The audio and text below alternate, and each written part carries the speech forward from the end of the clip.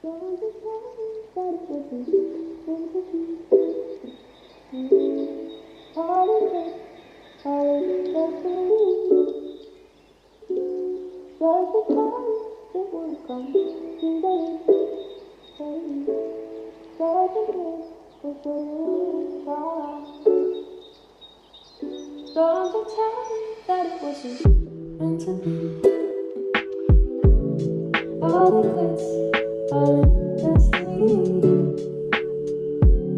Just because it won't come easily. Doesn't mean I shouldn't try. Don't you tell me that it wasn't meant to be. All the quits, all in destiny. Just because it won't come easily. Doesn't mean I shouldn't try. Don't you tell me that it wasn't meant to be. All in destiny. Just because it won't come easily. Doesn't mean I shouldn't try. You don't think she really likes him? Don't you tell me that it wasn't meant to be. All the quits, all in destiny. Just because it won't come easily. Doesn't mean I shouldn't try. Don't you tell me that it wasn't. All the quits, all in. Just because it won't come. Doesn't mean I shouldn't try. Don't you tell me that it wasn't. All the quits, all in destiny. Just because.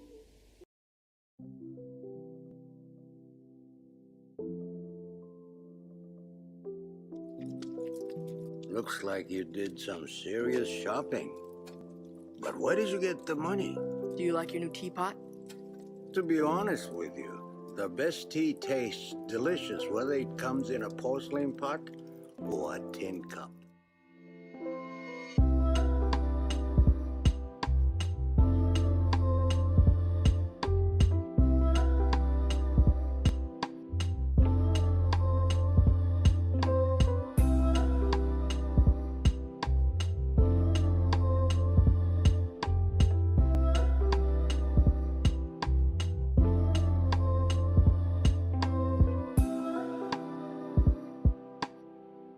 I know we've had some difficult times lately.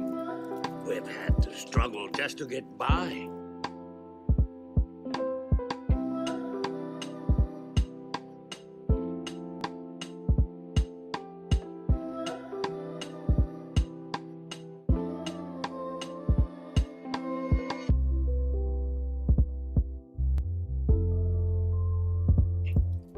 But it's nothing to be ashamed of.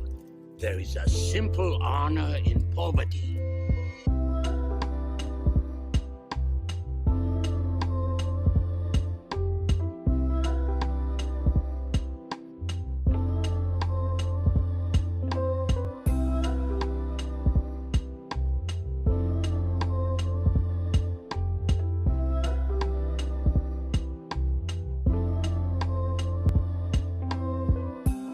There's no honor for me without the Avatar. Zuko, even if you did capture the Avatar, I'm not so sure it would solve our problems. Not now.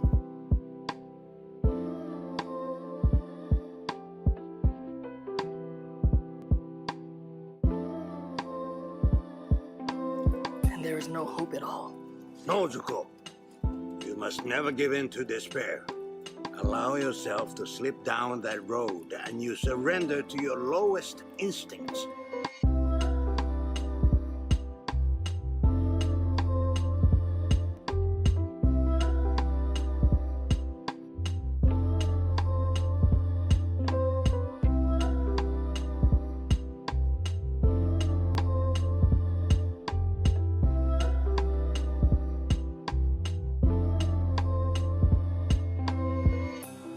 darkest times, hope is something you give yourself. That is the meaning of inner strength.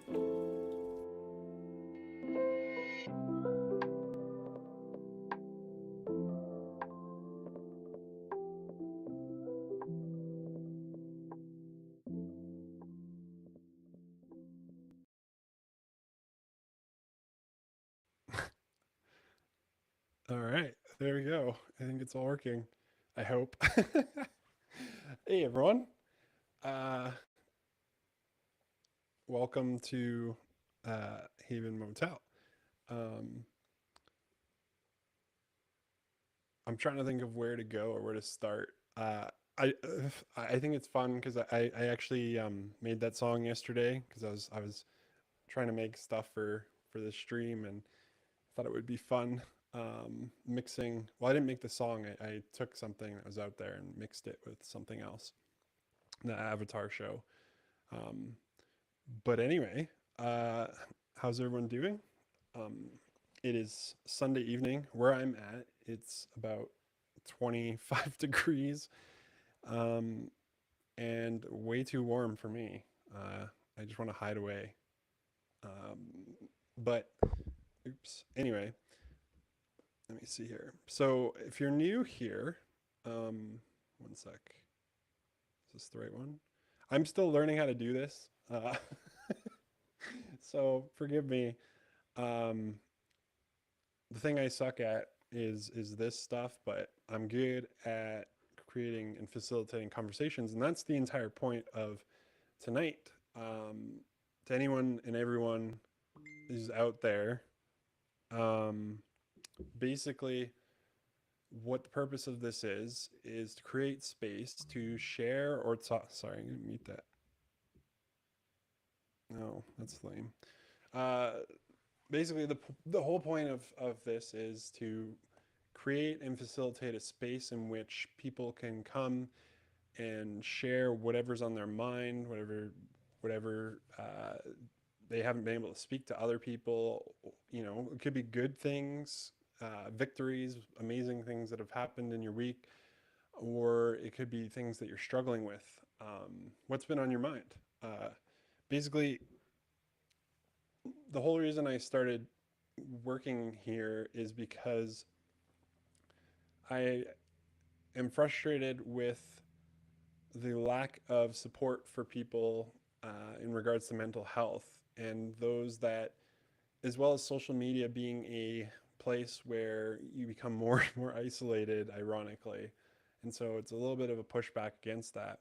Anyway, so for anyone who's joining, which I don't know if anyone's here yet, but if you scan the QR code that's on the um, bottom left, I try to make things easier from last time. So the link is really easy. You just enter that, or you can scan the QR code. It'll bring you up as a guest. And all you do is approve your microphone and your camera. Your camera won't be on. It just is necessary for the stream. And just share, talk about whatever you'd like. Um, I realize for a lot of people that is an incredibly difficult task. Um, in regards to being seen, being vulnerable. But um, I don't know. I just want to create the space, and if it's useful, if it's valuable, then people check in and we'll chat.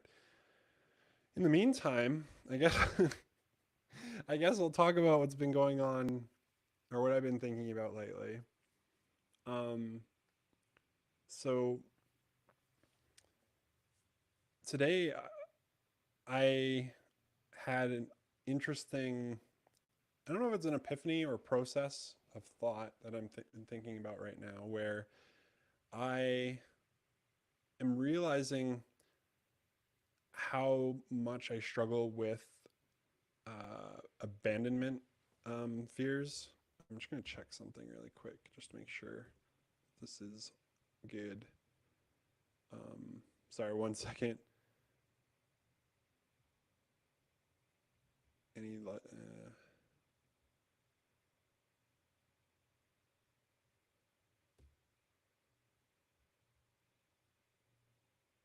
Okay, come on, speak. Sorry, one second. I'm just making. All right. So, anyway, sorry about that. I, um, oh, I was at, in town and I'm realizing I am struggling, or I have struggled with because of my past sense of fear of abandonment. Um, and what that has done is a lot of relationships around me, I've been trying to like hold on to. Uh, and I was talking to somebody the other day, and they were saying, if people aren't willing to kind of change or try and fix that gap, like, or some of the miscommunication or some of the problems. Sometimes you can be in relationships or friendships where you're always just going after people to like connect. And sorry, I'm just grabbing a drink. Um, and that can be really frustrating because it feels like it's very one-sided. But it's a little bit different than what I'm talking about. Anyway, uh, I was sitting and some new people came over to me, and it was like suddenly I was broken out of this bubble of this feeling like the people who I've been desperately trying to keep around because of my fear of abandonment. Uh, it's like all that stuff that I struggled with, it didn't exist with these people who came over, and we just chatted and they saw me for me. But it was like, and again, I'm not sure if it's an epiphany that I'm still reflecting on, but this idea that people come and go, and when they go, it creates space for new people, and maybe that's okay. And it's kind of a wrestle that I'm thinking about right now, where if the people in the past aren't willing to be able to see me for me, uh, part of the reason I left my previous place and came to Haven is because I was seen in the past. I was stuck there in this past version of myself that people kind of clung to. Like, this is all they knew me as, and I'm trying to move forward. So it felt like, I have to keep going. And it's interesting because these new people, they don't have that history of me, and like the things that I normally struggle with in conversations and relationships, uh like the quirks I have, like I struggle with eye contact. um they didn't seem to mind, you know which was different. I'm not used to that. I'm used to people kind of focusing only on the things that I'm not great at, or the things that I'm not doing enough of, or the things. But it seems like that only comes from the people in the past town that I was in. And so it's like, do I move forward? You know, I don't know. So it's an interesting. I it sucks because it's a half completed thought that I'm still trying to figure out, and so it may not even make sense to you guys. Uh, but it feels like a healthy thing, you know. I don't I don't want to become someone who's jaded and does things like how everyone else seems to. It's like, you hurt me, I'm going to move on. I'm not going to let myself be hurt again. I'm not going to let myself do that again. I can't do that. I've done that before. And what ends up happening is, when I was a kid, I made that decision and I shut myself off from experiencing love from people, you know? And if I'm constantly chasing after the relationships of the past, trying to plead that they don't leave me, um, there's no space for new relationships, new opportunities, new, I don't know, whatever. Because what was in the past, what I left behind in that town is dead, in my opinion. It's gone. As much as that is what they seemingly need me to be in order to be seen by them, I can't do it. And so, sorry, I'm burping because of the soda. Uh, yeah, I'm still trying to figure out if um I'm still trying to figure out if sorry, I was going with the jaded thought. Like this seems a healthier approach where I'm not saying screw you guys. I'm gonna keep going, but it's like I'm trying to fix and repair that bridge, but ultimately saying, I need to keep moving forward. And if you aren't able to move forward with me and see me as I am in those ways, there will be other people who do, and you'll miss out because I have a lot to offer. I don't know if anyone has ever had that experience or those thoughts. It's something that I'm processing, and I tend to be a bit more emotionally immature because of how I grew up. And so maybe this is not new to anybody, but I guess I don't want to do it in an unhealthy way. I don't want to just tell everyone to pound sand and I'm going to do my own thing. Like there's genuinely good things about those relationships. Um, but I'm not compromising myself in order to get that affection anymore. And I'm not afraid to be abandoned by those people because I'll be okay. And there's more people in the path. Right now, my journey is a lot more isolated. It's a lot more lonely.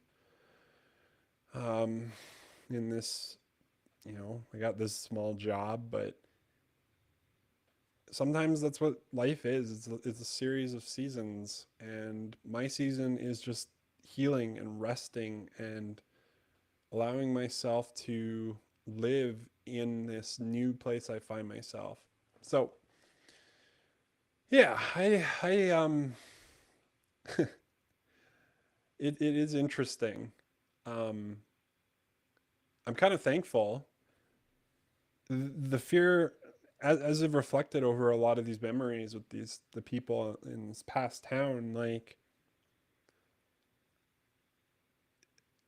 I'm sad and I have a lot of grief, and it really sucks. It really, really sucks. But I'm glad that I have that grief. I'm glad I have that pain. I'm glad I have those nights of crying and tears, and because it tells me that those people and those memories were real. There was something there. There's something important and valuable, and I can treasure that, even if it might not ever be like that again with those individuals. So I don't know. And maybe this season is just the way that it is now, and it changes in the future. Who knows? But I don't know. That's what's been going on, even just today. Trying to think of other things as I wait for people if they want to join. Um, I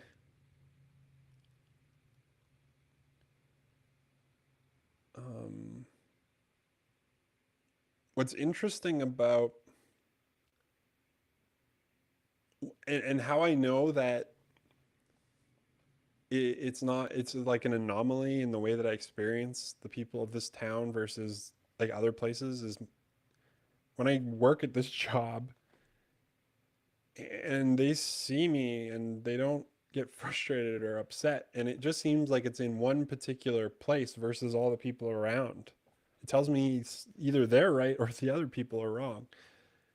And I want to live in the place where I am seen and valued and appreciated and treasured and encouraged. And um, one of my wise friends recently told me something I might need to do in the future is focus on the people who are still there, who are still part of my life, because you can get stuck on the people who you've lost and just stay there, and you aren't able to see the good stuff that's around you.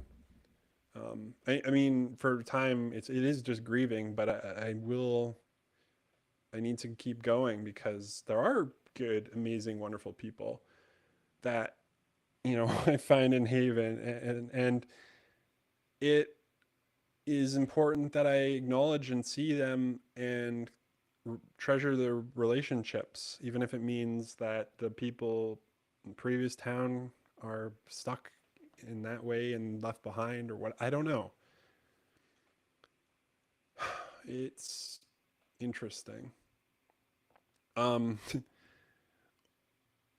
we had a guy come to our motel the other day. He played the accordion, and it was really funny because uh, he would be playing these like wonderful melodies that you would hear in like France, and like on the streets of Paris or something. And then he'd and then he'd be playing like Old MacDonald after. There was no like, it was so eclectic. It was just all over the place. Um, and it was a little bit frustrating because I wanted to hear his other stuff, not Old MacDonald and whatever. But my job brings the most interesting people through my doors sometimes. Uh, you know, I mean, it's fine. He played his music. I'm glad he was able to entertain some of our guests. Um, yeah. What's been interesting about this job recently is that because it seems so. I used to be a community youth worker. I did that for 10 years, and I left because I wanted to discover my identity outside of being a youth worker, and I also wanted to. I felt like I grew to the extent that I could. Uh, like when you get into a job, and maybe it's not for everyone, but for me, I need a sense of like development. Like I need to be growing. I need to be moving towards a better version of myself. And that didn't happen, and so it was time to move on. But it's funny in this new job, like here, like I find myself, I find myself doing similar tasks where people come through these doors and I connect with them almost as a youth worker. It's like the job, it was a difficulty, but the thing I was doing, which was connecting with people and observing their hearts and witnessing them empathetically, was the thing that I loved and treasured, and I still do. Um, it's funny.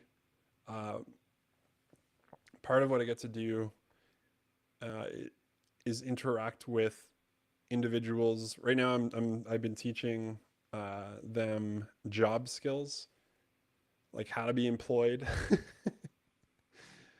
and it's changed. It's changed quite significantly since I've done it. Because again, it's been what 10 years or whatever since I went to another kind of job exploring, and because we're teaching it, and one of them, or I ask like, hey, do people still print off print off resumes and go into the or like the places to apply for the job or whatever. And he's like, my dad still thinks people do that. It was an indication of my age apparently. I felt like I like that scene in what is that movie with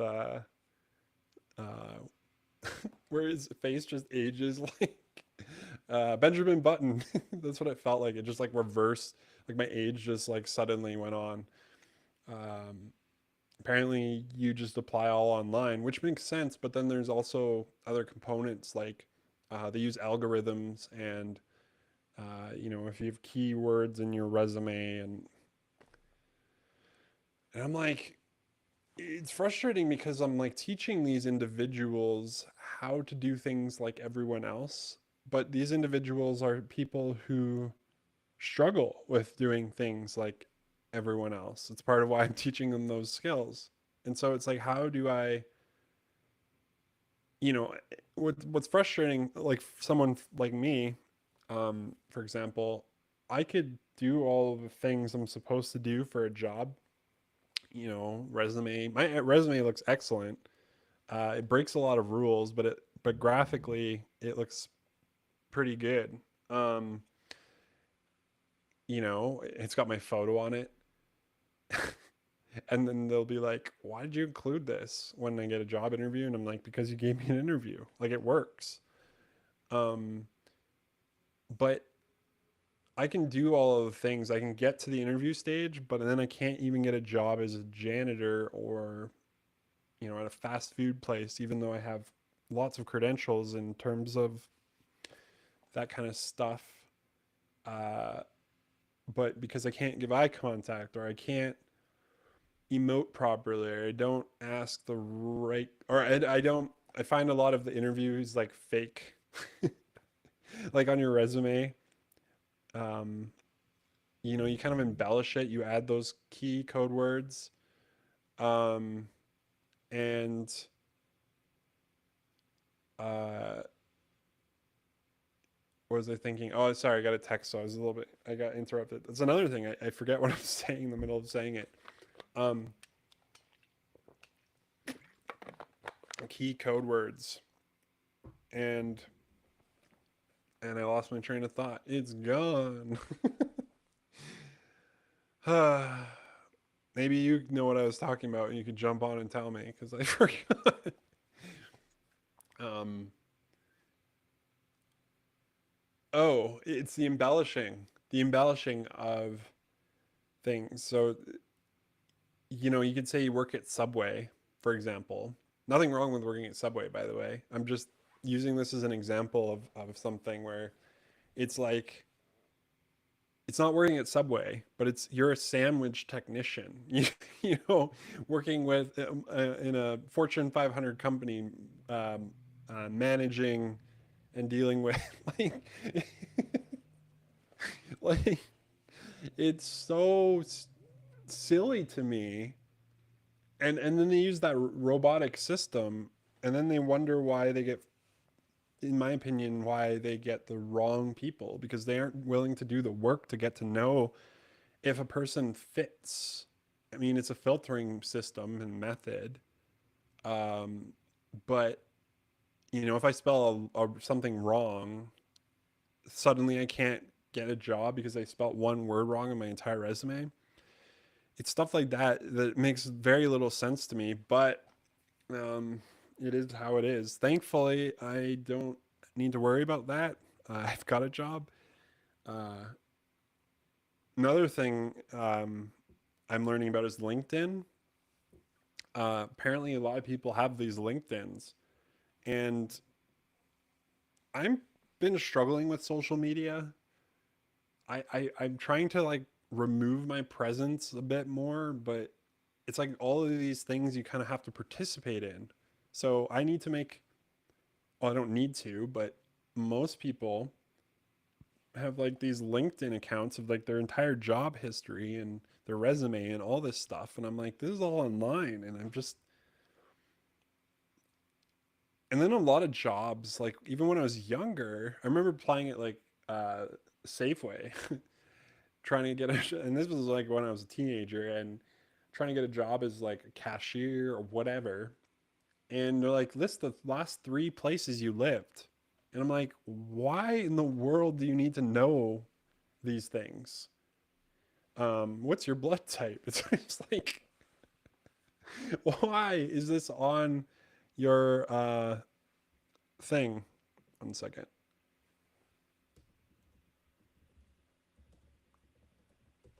Um,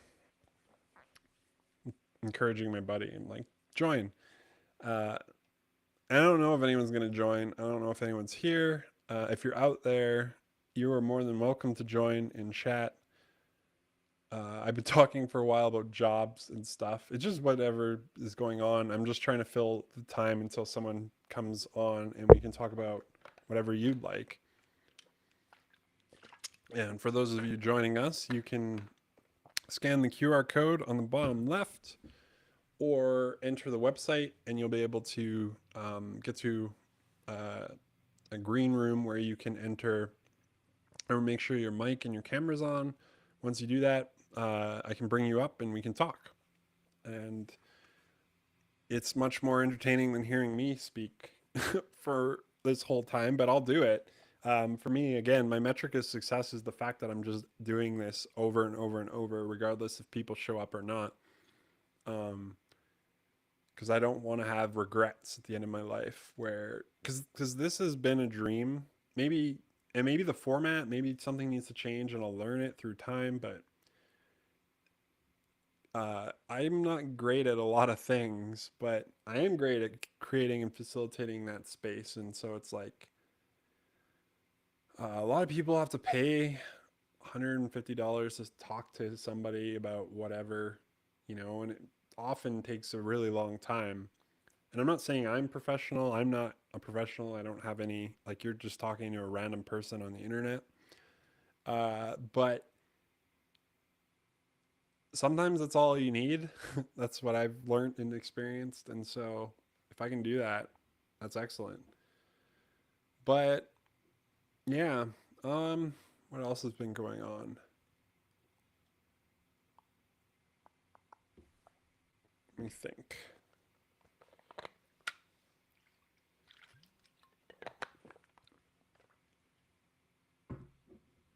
I'm trying to think of more topics because I kind of just make this up as I go. I don't really have a script or an idea of what I want to talk about beforehand. That might be a good, that might actually be a good thing is like have a list of different tasks or not tasks, different things that I want to address or talk about um, while I'm doing this. That was one of my fears is I was going to have anything to talk about. Um, hmm. I don't know if anyone sees the new mic. That's pretty fun. And I have headphones so I can actually monitor the audio. So it's much better than I had a Blue Yeti. I got that at the end of my career, the other job I was doing. I was going to do dictation for a part of my, um, excuse me, it was called credentialing. And I was going to have it dictate, but I didn't do it. I didn't do my credentialing. Uh, so, yeah. Um,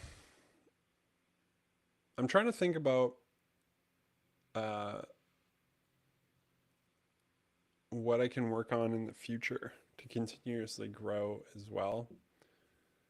I've been looking at, uh, right now, I've been reading and learning about, um, what is it called?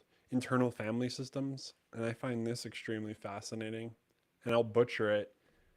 But this idea of how our emotions, and maybe I talked about this last week because I'm still in the process of reading it. So if I repeat myself, I apologize. uh, I tend to forget who I've talked to about what because I get really excited when I start talking about all this stuff and it just kind of becomes a blur.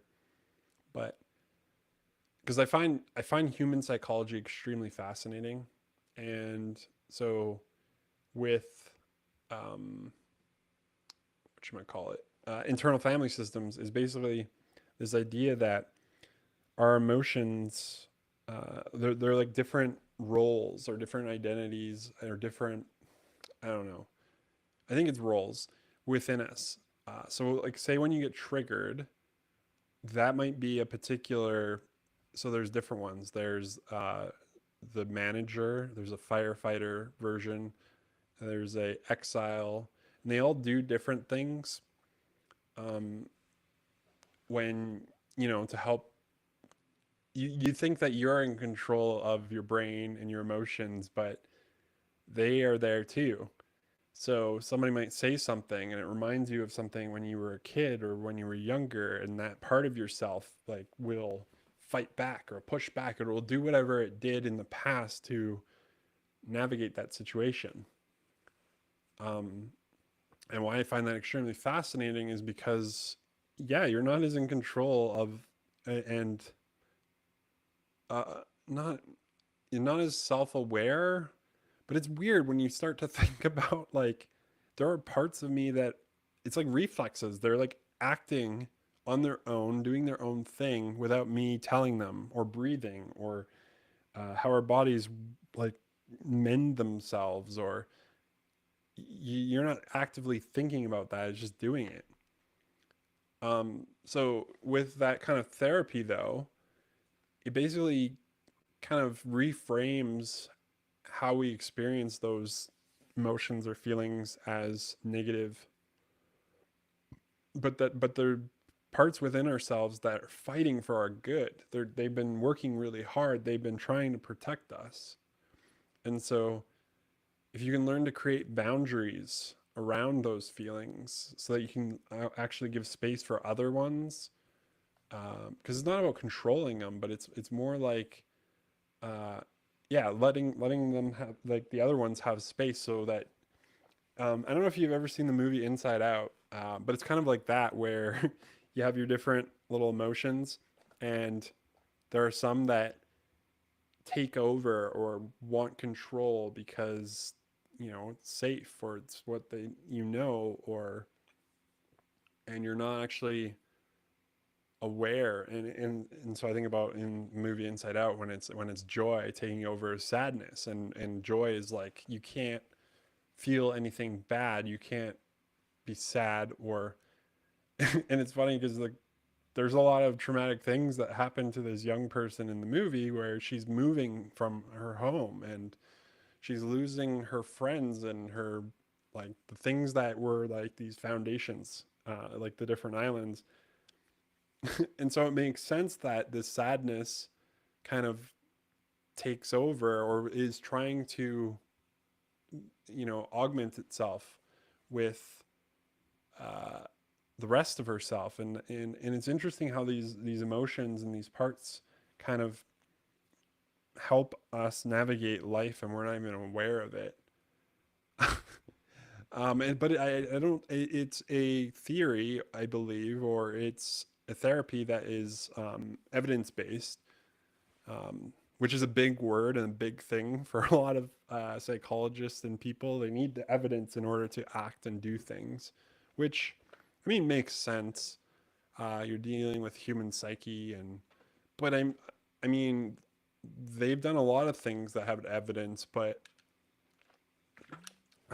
weren't actually great, So I also think it removes, you kind of put everything in a box, and it kind of removes the ability to see outside or experiment. Um, so yeah, that's something I've been learning about, and I really want to try and explore talking to somebody who knows that stuff, because there's a lot of parts of me that I see, especially like the exiles, um, who are, yeah, they're just there, that I want to acknowledge and want to navigate, so I can have this sense of self that is more in the present, and more, you know rather than reacting to things that are there but aren't the same. I was talking to someone who came through the hotel, just talking about how we have these brains, especially individuals like myself and this woman I was talking to, and she's like that, telling me how we have brains that are wired for running away from tigers and recognizing tigers and dealing with tigers, like beasts, but filing taxes and those are our modern day tigers. You know, these silly triggers, but our bodies react to them almost in the same way, and so it's interesting to think about. Anyway, um, I hope someone's out there.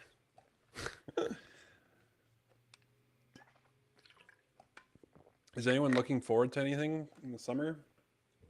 I know with COVID kind of ending, people have been getting back to traveling and exploring. I've always had that sense, um, and maybe that's another thing I should do. Is like I feel like I'm a visitor on this planet. I don't actually know it, and my sense of self is very box. Like it's like because I don't know a lot of other cultures. I don't know a lot of different ways of doing things, different ways of viewing the world, different ways of going about it because I'm in my Western culture, society, whatever. And I think it would be good to kind of explore um, the world. It is expensive. I think the one thing that I struggle with is like itinerary. Like, what am I going to do? And then, like, getting sick. I don't want to do that. But maybe that's part of the adventure. I don't know. I don't know. Is anyone doing anything cool for their summer? Going anywhere? Doing any weddings? Or I had a buddy that just went to Nova Scotia. That was pretty cool. It wasn't summertime, but I I wish I could go out to that far. I've been to all different places in Canada, but not that far out. Um, it'd be cool to see, Maritimes and the lighthouses and all that stuff. Um, I was a little bit envious that he got to do that. I mean, I could do that, but I don't know. I don't know what stops me from kind of adventuring. I see these videos on YouTube sometimes of young people who are living in their van or living in their car and I'm like, in some ways, they're more free than all of us because they don't have a lot of worries or concerns or things going on, you know? They just worry about, having gas and heat and living, driving wherever and making videos or doing whatever they do. But, and it's not all glamorous, it's idealized. But I think the idea of adventure, like I didn't do any of that kind of stuff. I've kind of just been stuck here. It's kind of like what I was talking about earlier, where I've just been holding on to this past because it's the only place I found that I was accepted or loved. But now, as I go forward, I'm experiencing that in other places. And so if I go to other places, maybe there are other people who will see me and yeah, I don't know. It'd be interesting to say the least. Hmm. My pink lemonade is running out.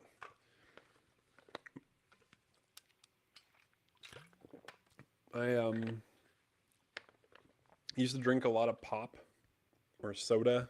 I don't know what the colloquial can't even say the word can't, word is. I guess it's from where you're at. If you're American, I think it's soda or pop. Um, eh, or yeah. Anyway, it doesn't matter.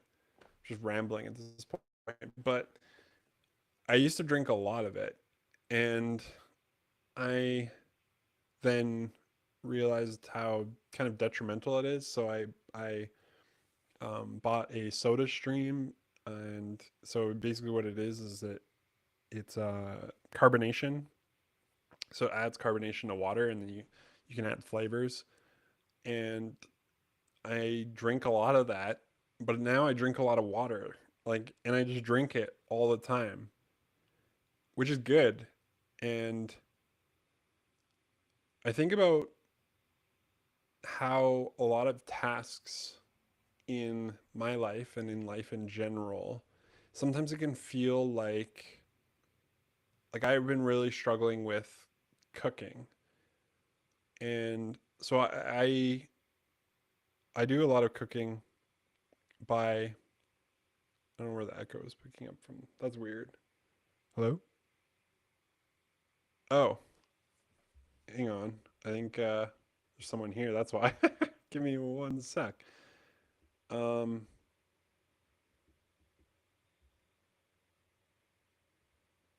oh, I think you can talk. Hello. Yes, I can hear you. Welcome. I didn't realize that you joined. I just suddenly started hearing myself, and I was just like, "What is happening?" Because there's no indication of people joining. So,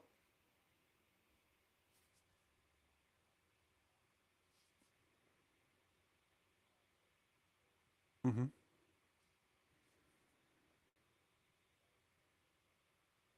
Oh, okay. When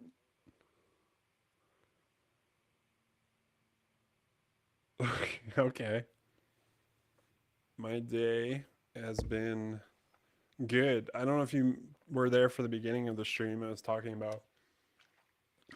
Oh, okay. So I was talking about how uh, I want to I don't want to recap it because there's a lot of things, but basically, I've been exploring this idea of how in losing people and losing it creates space for new ones who don't. I've been kind of stuck holding on to people in the past, and um, I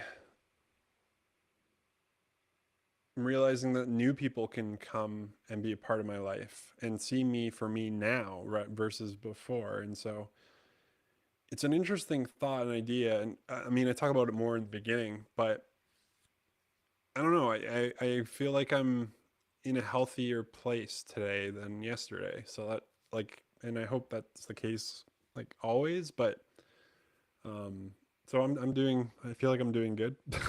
Sorry, that was like, I always struggle with when people ask like, how are you doing or how's it going?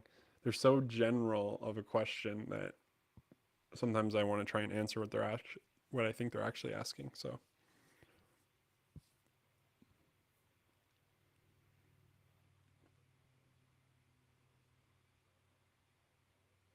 okay, I'm not going anywhere.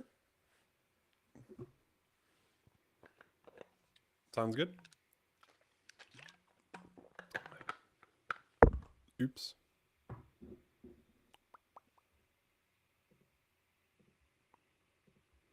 Well, that was interesting. This is the first time I've used this system because I'm not using OBS or I'm just using a web-based platform to stream, and so it didn't make a noise when the person joined. Uh, and so this is new to me. I'm still learning. Um, but yeah, welcome. Come back up, and we can chat.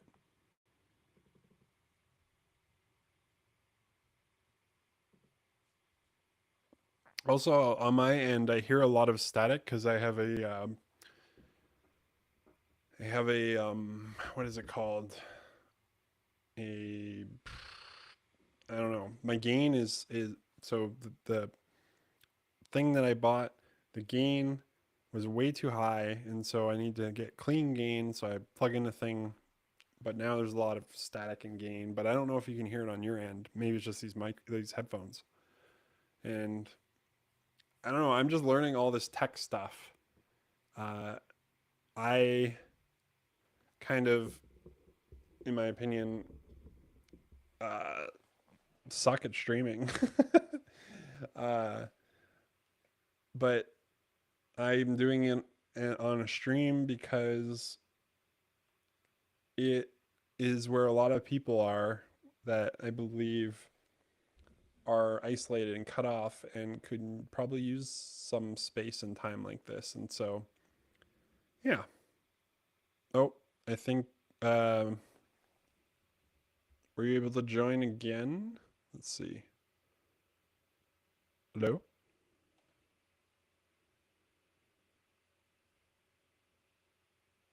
Um, try, so I think you were able to join. Can you try speaking?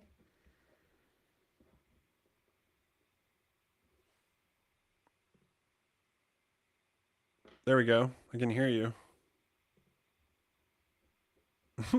That's good.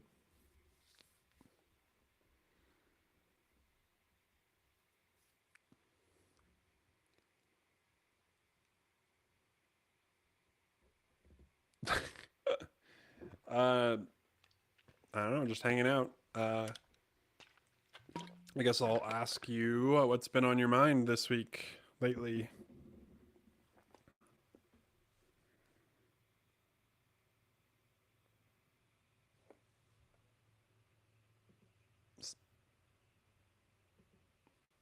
Oh yeah.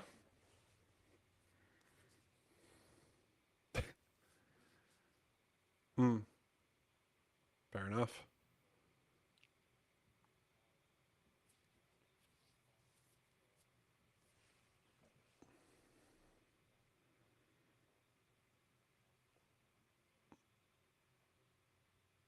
Hmm.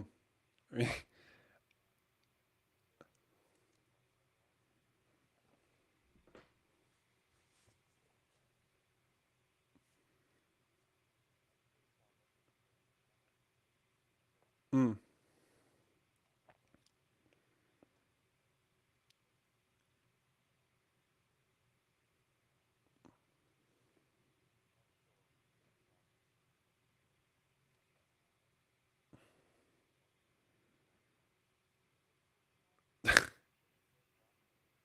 Oh, nice.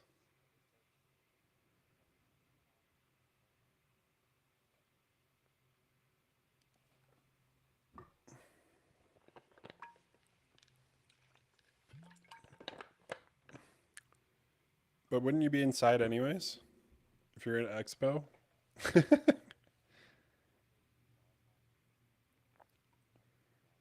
Hmm.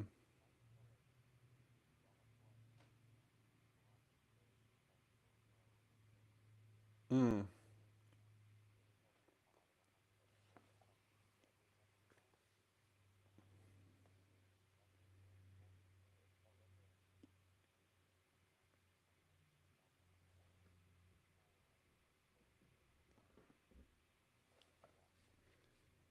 S- s-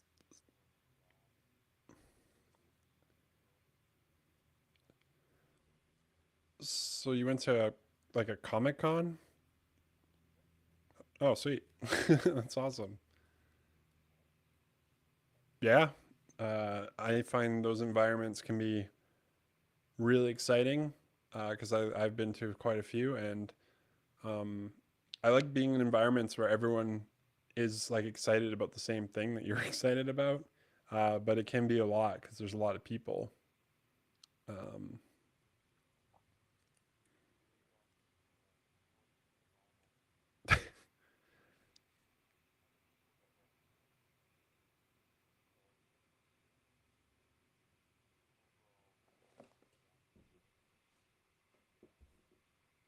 it's a long time.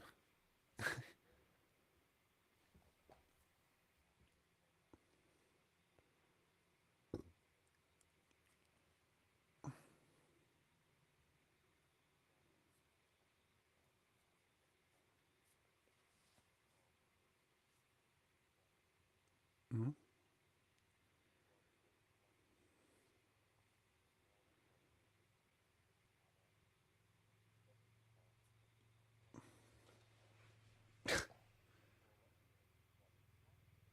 Okay. So you meet anyone new? Talk to meet making new friends and stuff while you were waiting 40 minutes in line.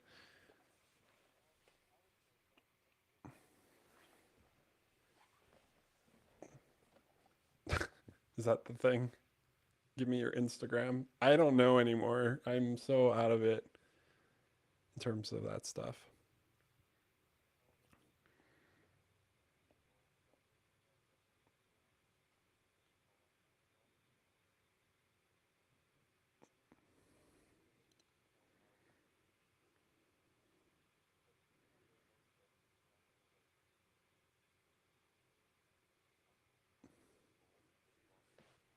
Hmm.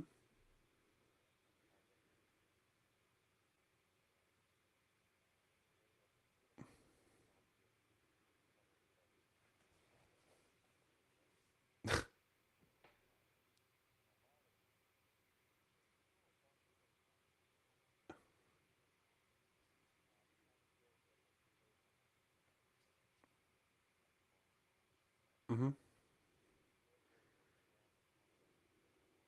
Hmm. Well, fi-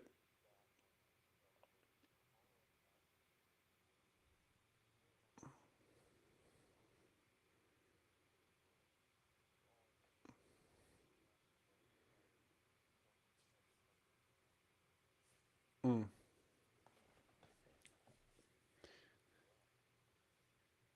Okay. So, but did you feel like you wanted to join in? Because everyone around you is like, I want social, like, want Instagram and stuff, but you're kind of vehemently against it. Mm.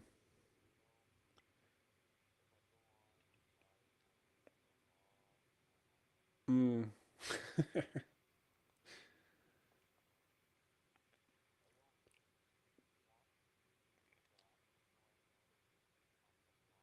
Mhm.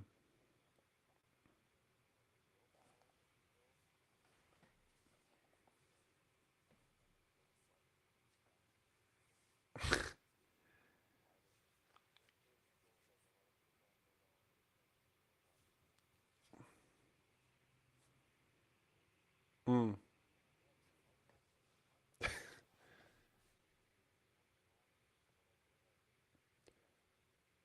Mm. The thing that I find frustrating about social media now is that uh, I don't even see the content of my friends. Like it's just random videos and pages and stuff like that they're trying to figure out about me so that I stay there and participate. But I'm there because I want to know how people are doing and what's going on. But it's I don't know, it's different than what it used to be.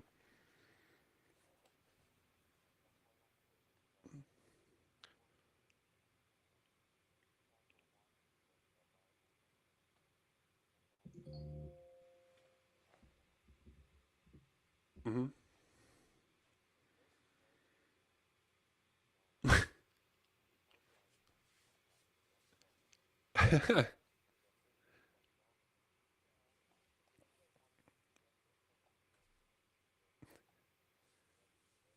Mm.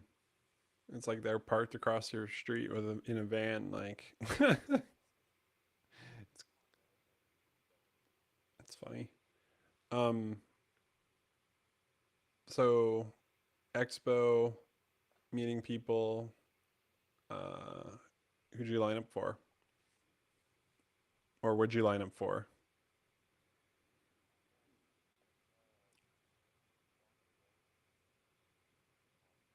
Oh, okay.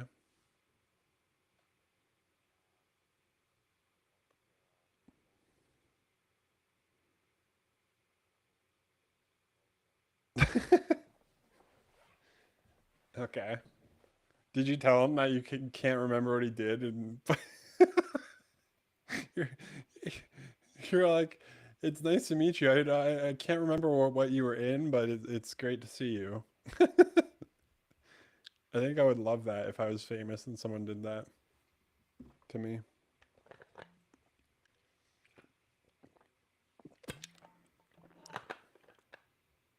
Okay. Oh, awesome. What's in Spy Kids? Oh my goodness.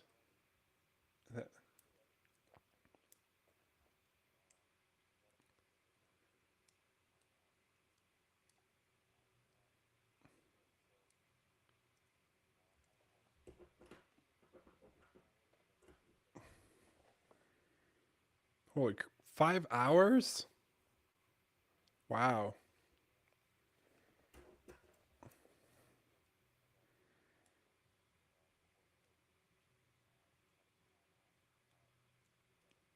Mm.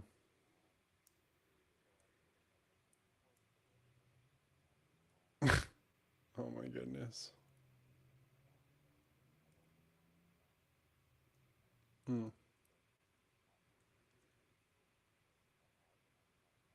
Interesting.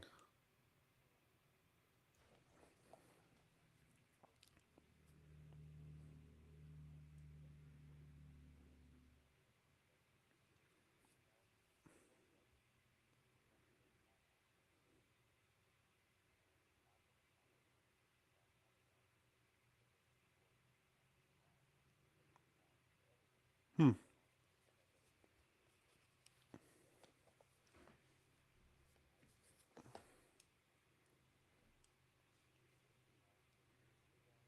Wow.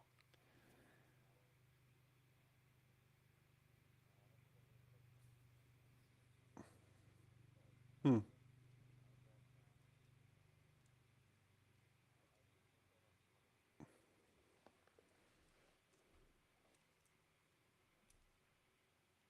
Is he really? I did not know that. That's cool. Hmm.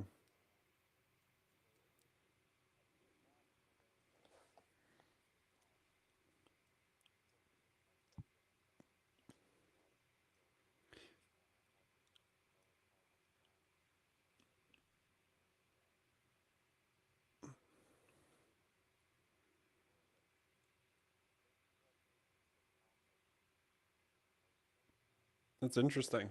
Wait, and something you said that stuck out to me was like if you would listen to the other angry people, you would have missed out. And I'm wondering, how do you know that? Is it like from personal experience, or because that's actually pretty insightful in my opinion.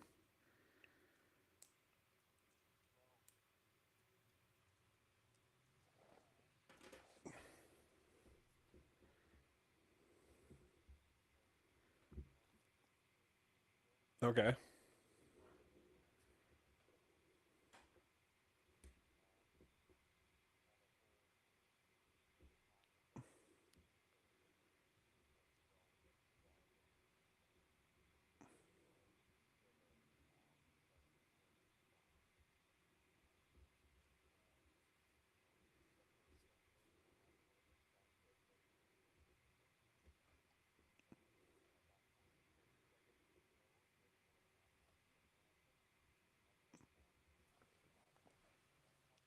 Mm-hmm.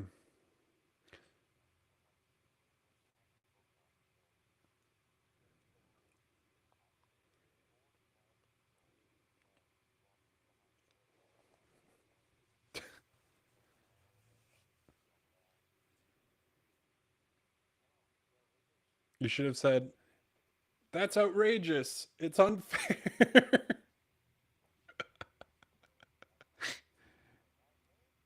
Well, I mean that the outrageous, it's unfair is from Star Wars.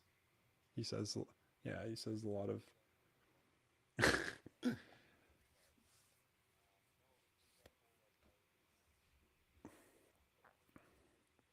Mm.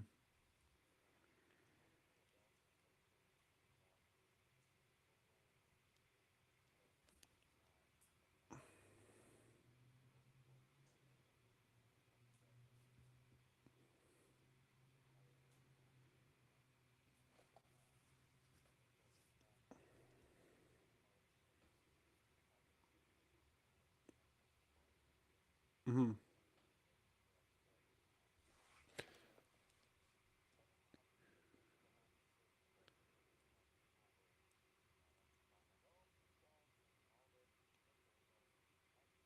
Hmm.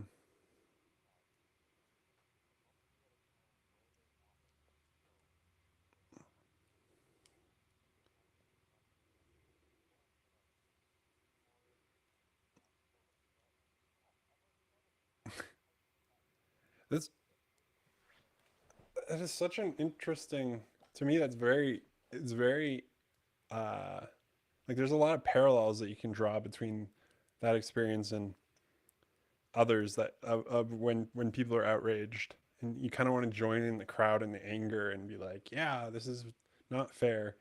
And, uh, but yeah, and you would have missed out, like you said.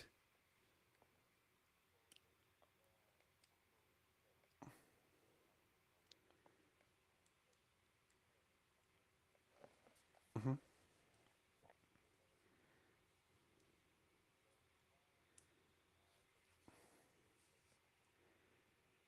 Hmm.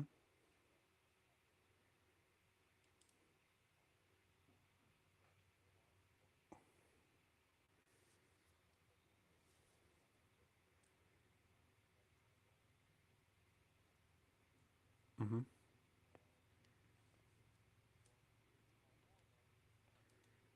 What what did he talk about?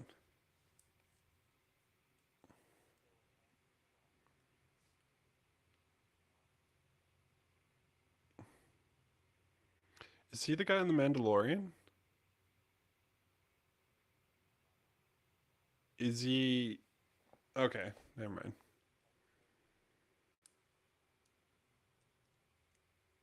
Okay. Okay.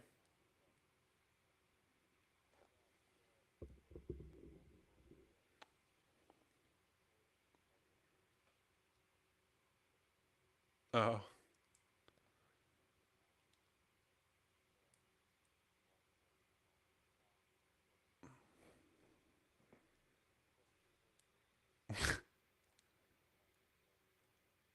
Hmm.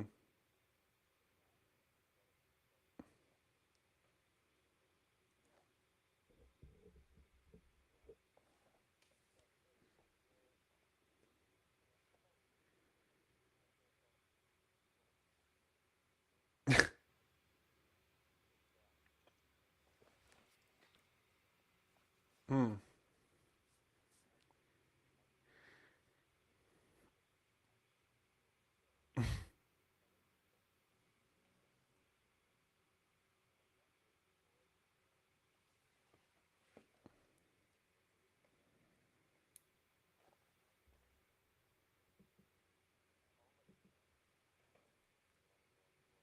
His autograph. Well, he said he would sign it for everybody. I'll say, I don't know, like $80. Really? 100? Are you serious? Okay. 120? What? That seems ridiculous. 150. It's like inflation. Or we're playing uh what's it called from Price is Right. Anyway, 150, Bob. No. So 165. Holy crap.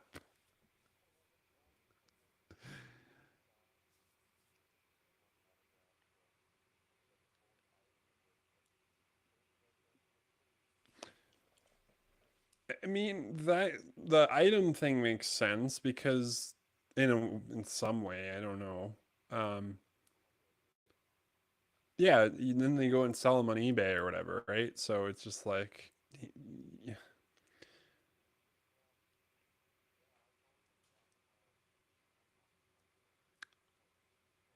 do you $180? That's crazy. Anyway,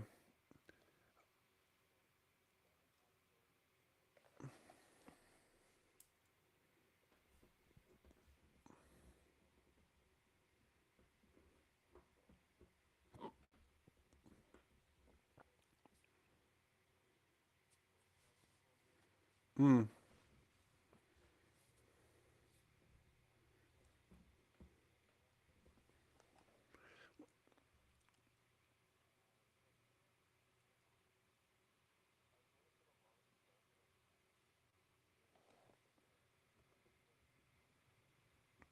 Hmm.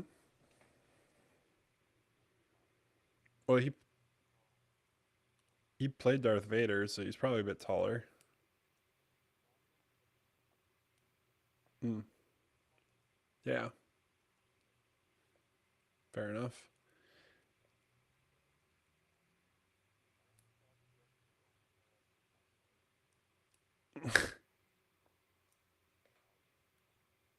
Hmm.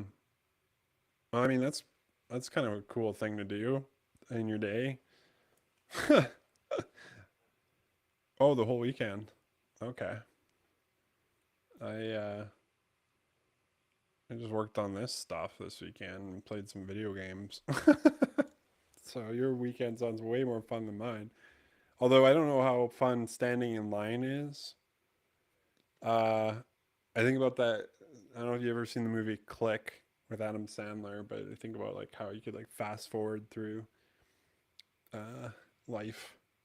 It's like waiting 5 hours in line to get someone to sign something isn't for me, but I know other people love that, so uh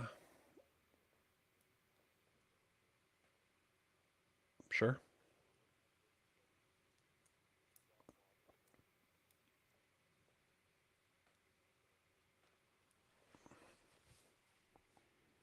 Fair enough.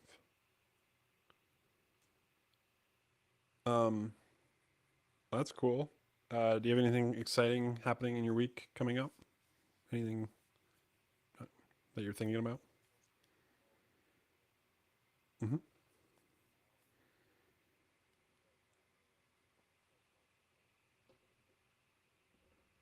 Oh, that's cool.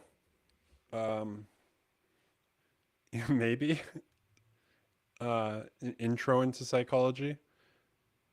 Okay. Hmm. How are you feeling about that?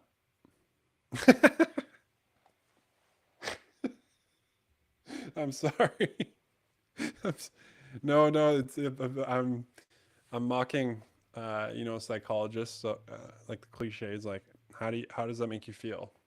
You know, I, so I was, I was asking, how do you feel about that? Sorry, I was just being silly. Fair enough. Mm,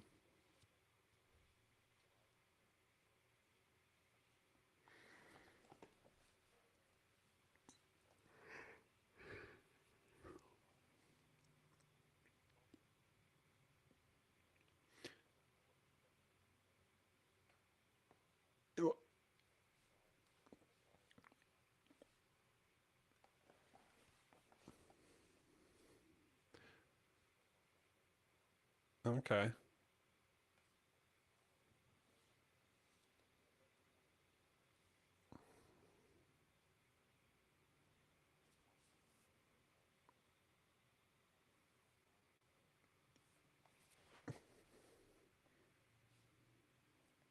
okay. I was like, read people's minds. Yeah, I don't know if that's what psychology is, but um, it's interesting that it's such a heavy workload. But you said it was the intro into it. It's not even like you're just starting, and it's a heavy. It's very like why? I wonder why that is. Is it just a memorization of a lot of information, or? Hmm. That's fun, I guess. Not really. Although, if you're excited about psychology, it could be. Um,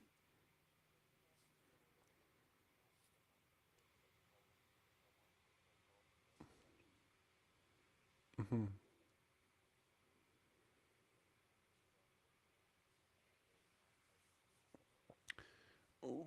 When you say help people, what do you mean by that? Okay, but I guess I mean like, okay, let me reframe it. It's like, uh, you say help them with mental health and addictions. I'm curious though, like what help means, like like yeah, what does that look like? I guess for you or.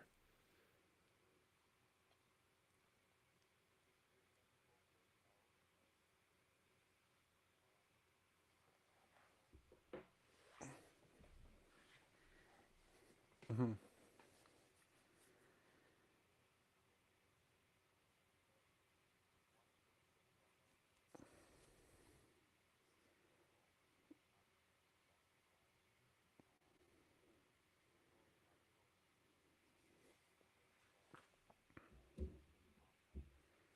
Mm-hmm.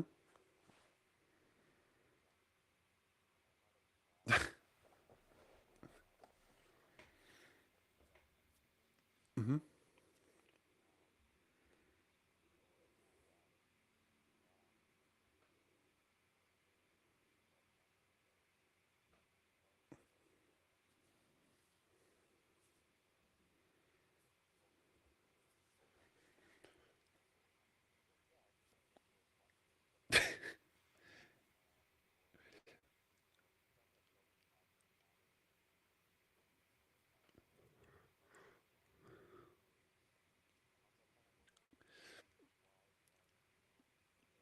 Mm.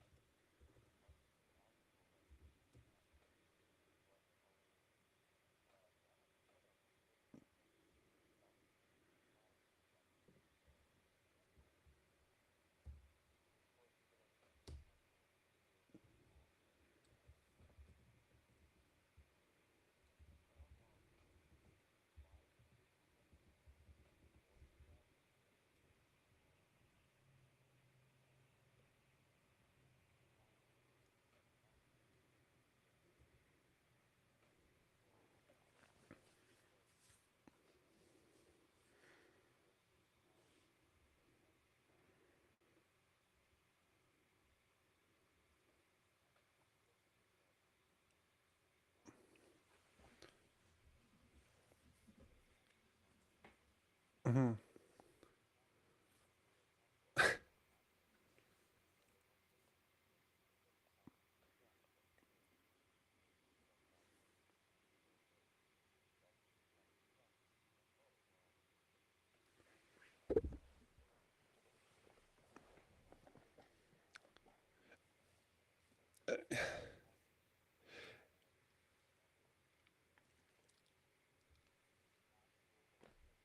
Mm-hmm.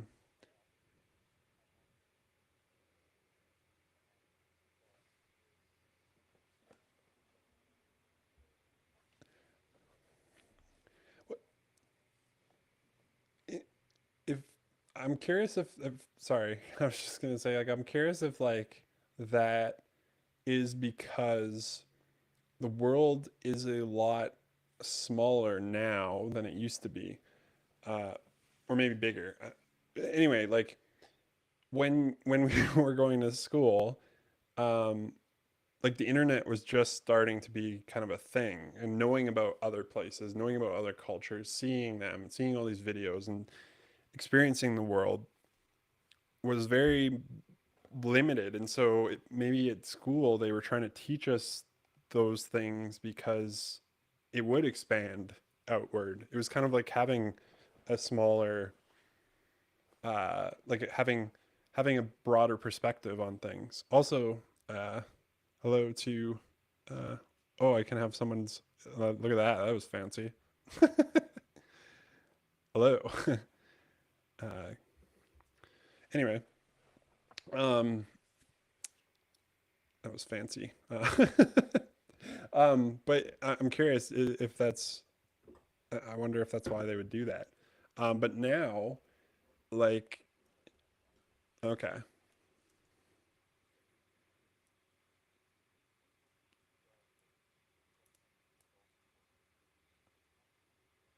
hmm,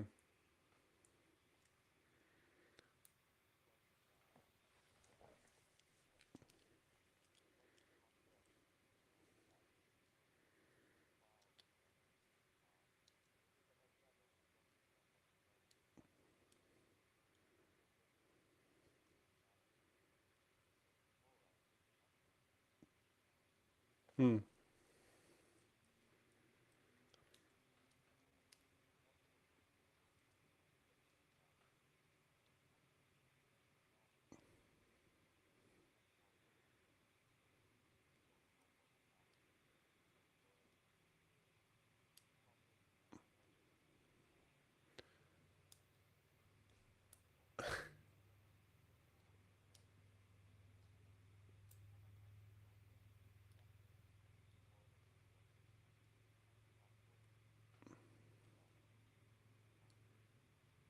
Hmm.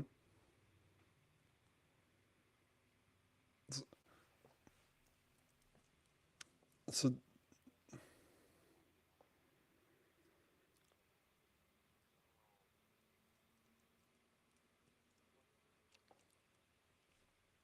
so okay.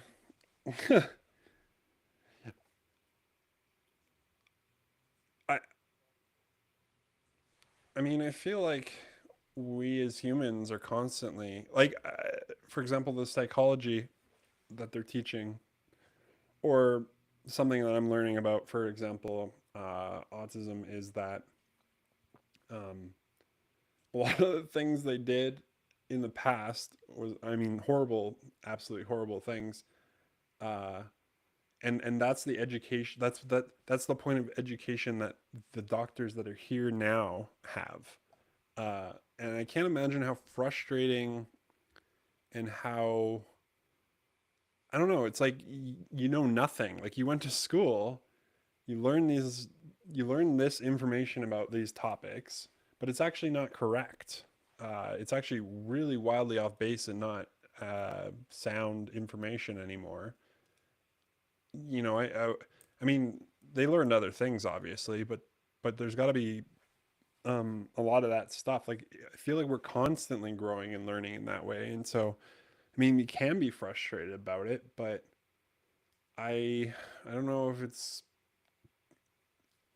I don't know if it does anything really.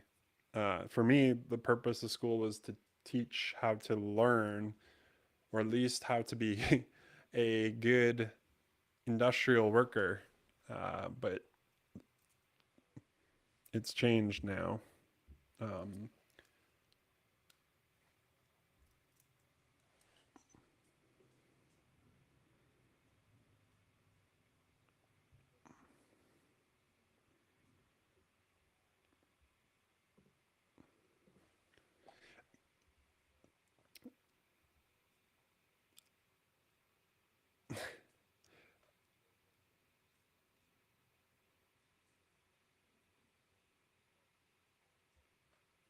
okay.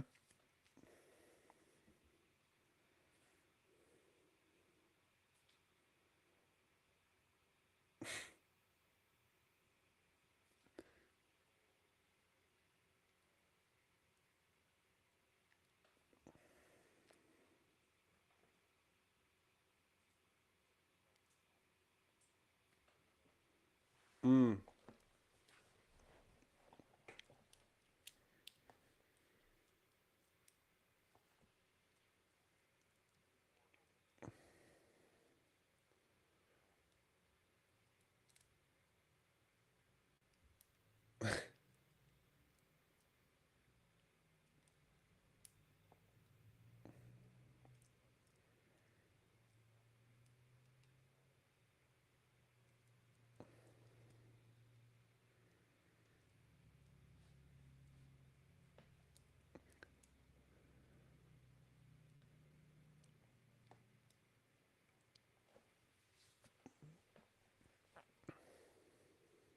mm,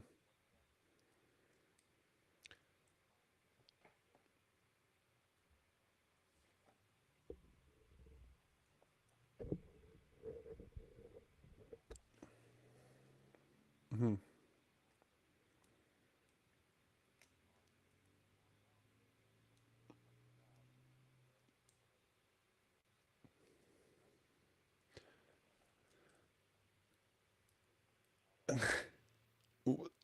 Okay. I was gonna, if it's cool, I was curious if I could ask you some questions about your psychology stuff, if possible. If not, that's fine. We can keep talking. Um, so you mentioned wanting to help people navigate those journeys. I'm curious why that would be.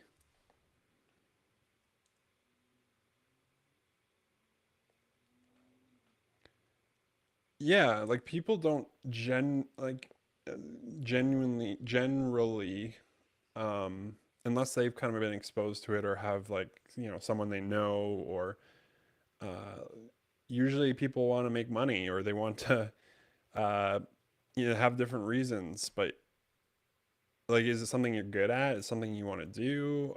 Do you, like, I guess I'm trying to find out what your motivation to beyond just trying to help people.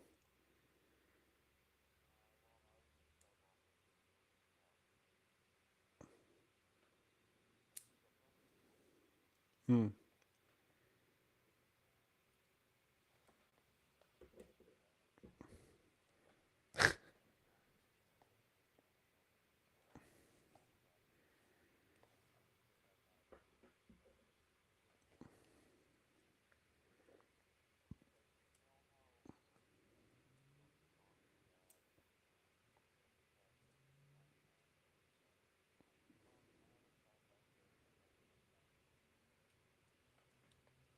Yeah, the song gets stuck in your head.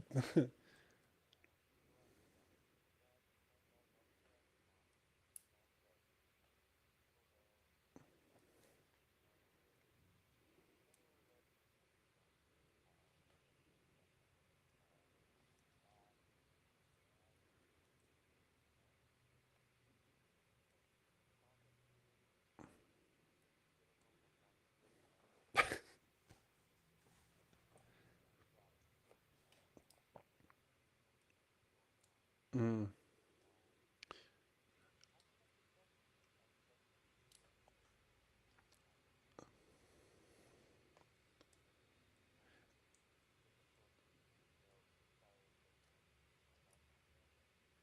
Oh,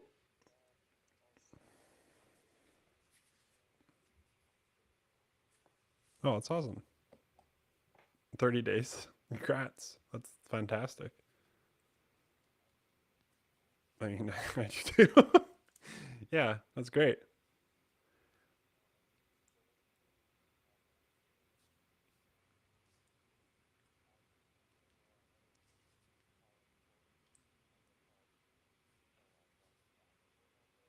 Hmm.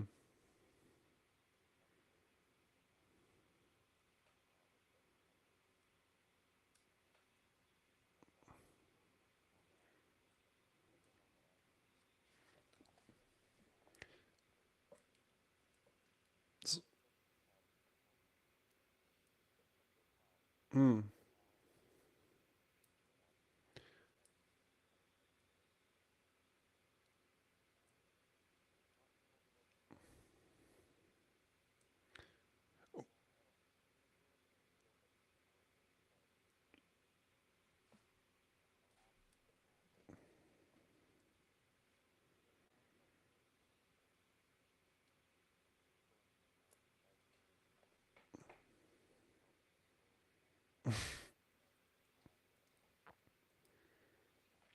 Hmm. I find a lot of times when you are seeking help from individuals in the professional sense, uh, and I find this in my uh, previous job where it like everything you do needs to have a purpose or a goal or an intention. Um, but in my experience of doing community youth work for 10 years, I've discovered that that way, at least for myself, that way of doing things was flawed because, first of all, it motivate or it influences how you do that work. So you attach, um, like it's like, oh, yeah, you're focused on the outcome, and you're like this young person isn't getting it. I'm doing all this work. Why can't they understand? It's so simple. Like, I gotta take them to rehab again, whatever. And it you can you can center you can focus on that, but you'll burn out really quick. um, but I find that a lot of a lot of psychologists I interact with, that is kind of the mentality that they have. It's like when you do this work, it needs to have a goal or an objective, otherwise it has no value, which is very perplexing to me. um, because see, like, I guess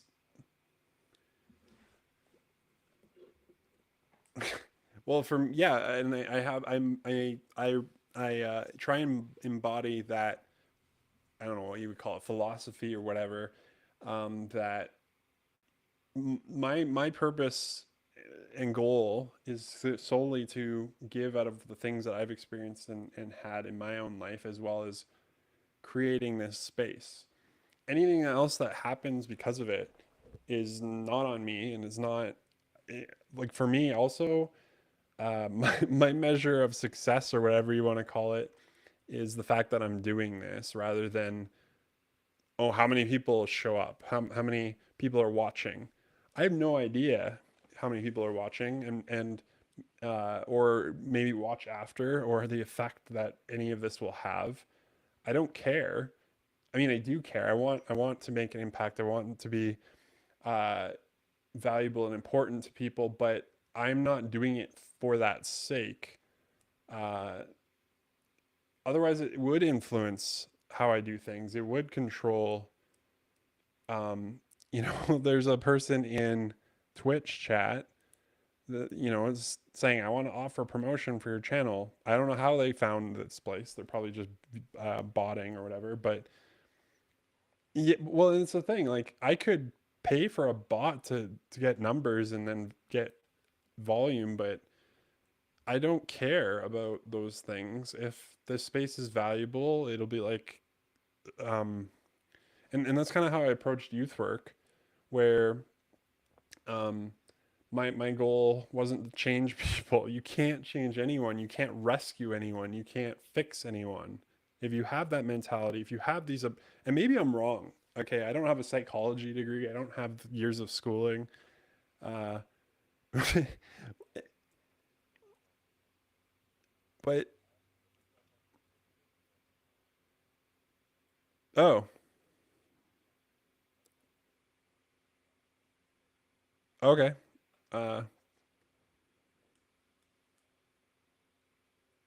okay. I don't think anyone else is here, but sure. Let me take a quick break. Um, let's see. How do I mute? Okay. Well, yeah.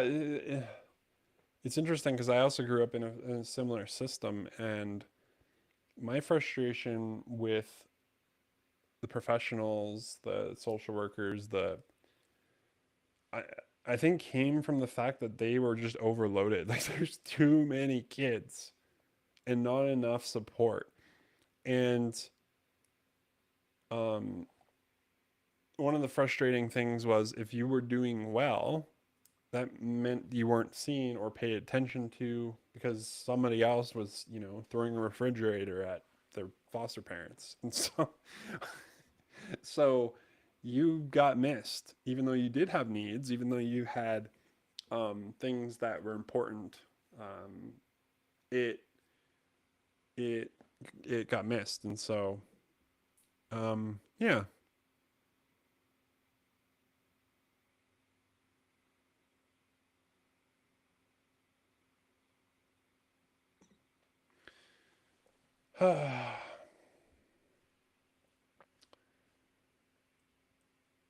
What was I gonna say? I think it's cool that um, this person that I'm chatting with wants to try and change how they experience things growing up. Like, and I think their value is in the fact that they knew those things, and they can steer themselves kind of away from that type of person. So it's like, I want to be this type of, I don't know, he said social worker.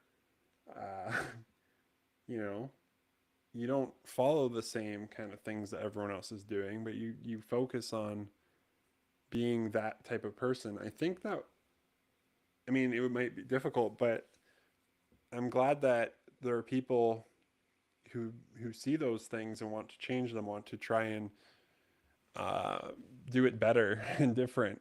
Um, for me, I just see an overwhelmed system, and so that's something I can't really change. A lot of my frustration with change is I tend to be someone who I focus on the outcome.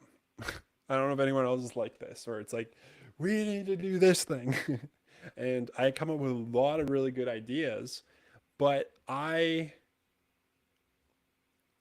I miss the journey part of it. Like I'm so focused on you need to fix this. And I might have good ideas, but I don't have the authority to speak them. And what I mean by that is I could come into a new place and say, here's how you need to fix or change all these things. But people are like, who the heck are you? Like, you don't know. You haven't been here. And that can be really frustrating for people. And then especially if you're like me who's autistic, and I tend to ask a lot of questions, and questions means that I am challenging authority. I'm trying to burn down the system when I'm really just trying to understand um, how something works. But a lot of the time, because of that process and because of the way my brain works and operates, I can see an end result. And I guess it frustrates me because it's like, I know that we're capable of so much more, but we're settling, or this is the way it always has been. So let's just keep doing it this way. Um, and maybe I'm too idealistic sometimes. I don't know the change or the actual stuff that needs to take place. I'm more of the person who can find.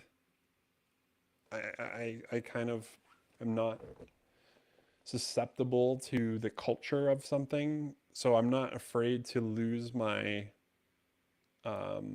social status, if that makes sense. Like I don't. If something has an inherent flaw or I can see it, I'll share it with people, even if they get mad or upset, because I genuinely care about those people and that experience and that thing. They don't hear it that way, but uh, I think that's kind of always been my role in how I fit into a bunch of this stuff um, in change. But I, I could be wrong. I'm talking about the youth work stuff and how having expectations attached to what I'm doing, because some people would push back and say like, then you have no goal or objective. And I've said to that people who've asked that, it's like my goal and objective is to show up without expectations, to show up um, where people can be seen and heard regardless of their where they're at. you know I think that's what people need more than answers. I have a quote on my wall that I really enjoy, that I want to try and live my life around a lot better by. And it says, presence is greater than answers.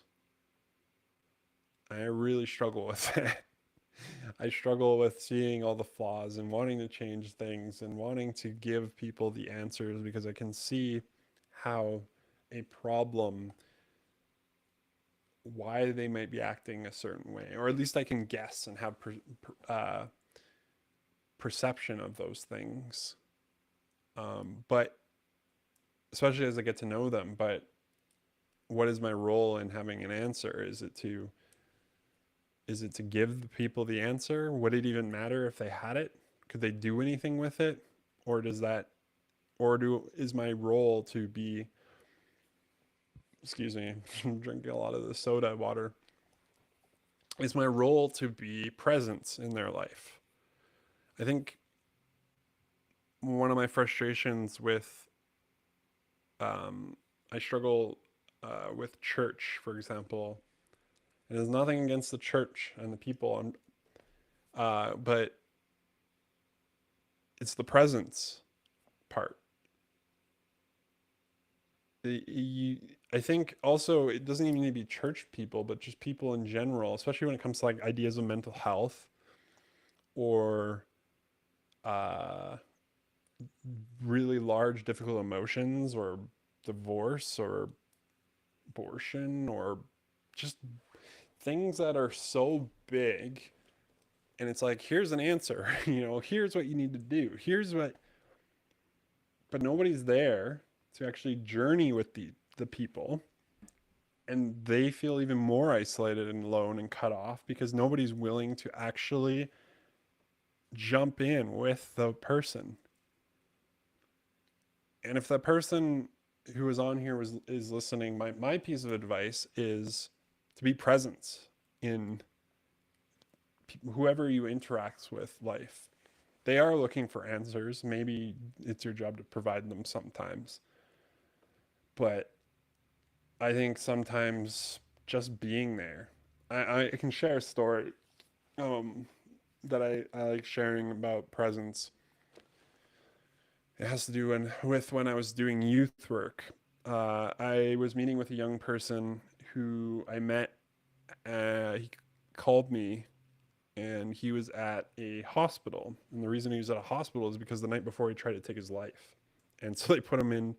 Sorry, I'm laughing because it's I'm not sure. Not laughing, but it's they put him in the psych ward, and we're basically watching him to make sure he was safe. And I think about how unequipped I was to go meet this young person. You have to remember, this is like near the beginning of my youth work career. And most of the time, people when I was doing youth work were older than me. And I was supposed to be there to help guide them. But anyway, or whatever my idea of what I was doing back then was. And so I met with this young person at this psych ward after they tried to kill themselves, and I literally had no answers. I had nothing. I felt so uh so I don't know what the word would be. Like, it was so over my head, out of my pay grade. I shouldn't have been the one there, but I was. And sometimes that's what you are in people's life. It doesn't matter if you don't have the answers, if you don't know all of the things, if you can't fix it. You're the one who's there. And that's actually more important. Um, this young person later, you know, would would tell me about that experience, um, and he couldn't remember anything I said. He couldn't quote me on anything, but what he remembered was how I made him feel, and the fact that I was there. That's what he remembers. And so I think sometimes we overestimate how important having answers is. Leave the answers for the real professionals, whatever. Uh, but sometimes we're placed in life and situations that are like that, and I think our role is to be present. Um, yeah. So anyway, I think pretty soon I'm gonna end my stream. Um, I hope someone hears that because it's a good story. Oh, my. Oh, no worries. I can hear myself echoing like I'm underwater. It's kind of weird.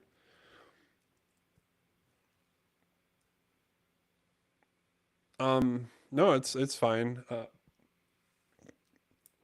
You heard all that. What are your thoughts? Do you have any opinions about it?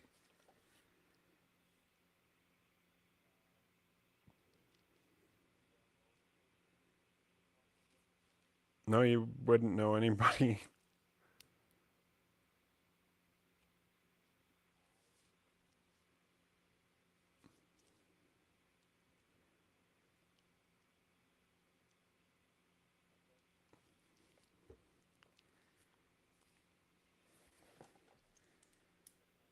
Hmm.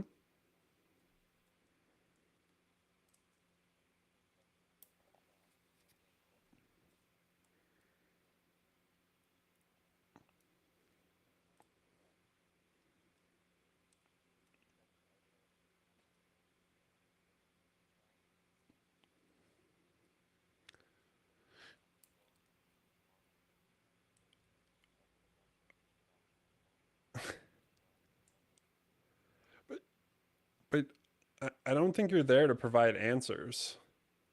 Like I don't think you're No, I mean being a social worker, being a counselor, being whatever. I don't think you're there to give people answers. At least that's my opinion.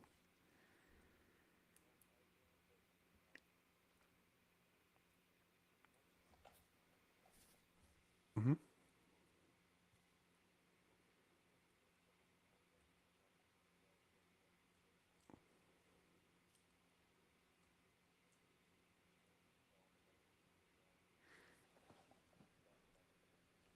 Mm,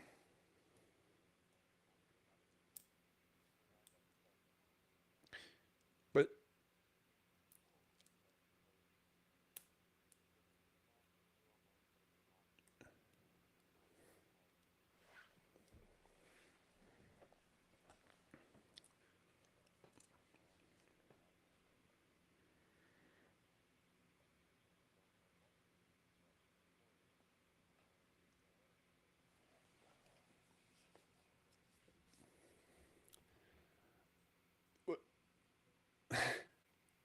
but it so I guess in some way you're actually pushing back against what I'm saying, and you're saying that like because those people did have answers for you, right? They told you,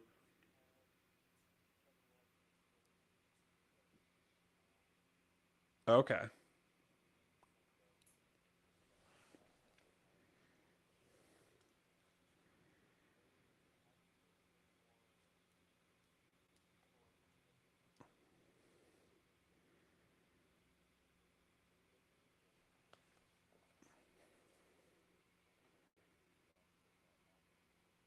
Hmm.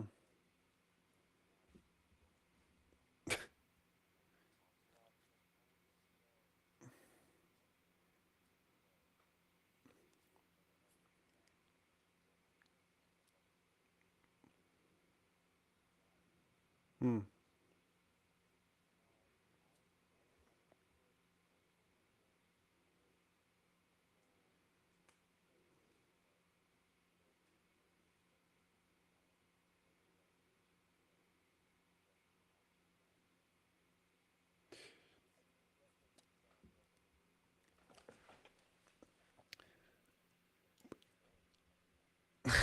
But I mean, in that situation, I would have to imagine like you're saying you're an addict and people are telling you why, like, I guess other people have told you maybe the same information or have said similar things, yet you're listening to those individuals versus the other. And I'm curious why that might be.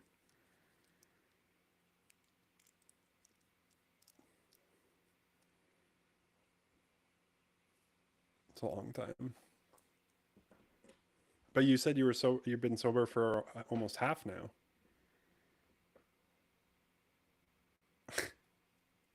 That's awesome.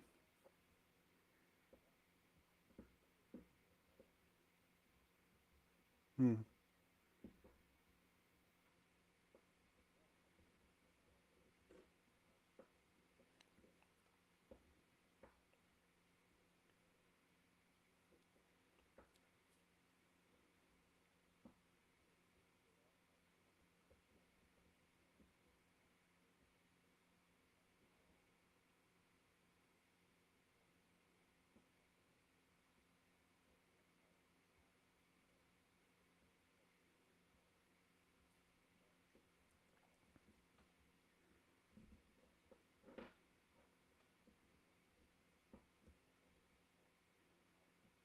Mm,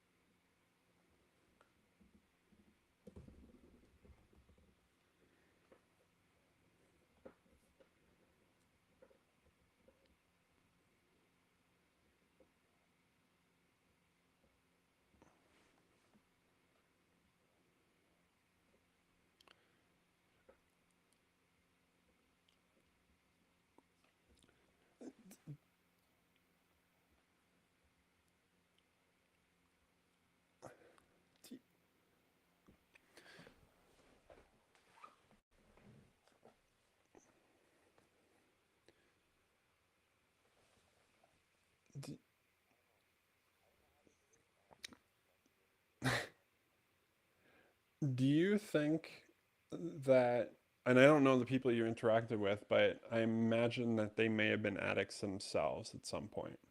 Do you think that helping someone navigate that world can only be done by people who have experienced it?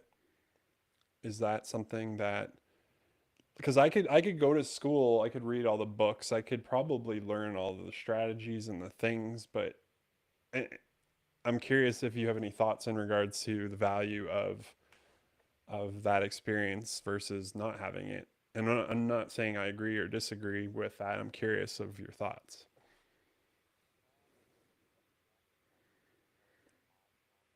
Hmm.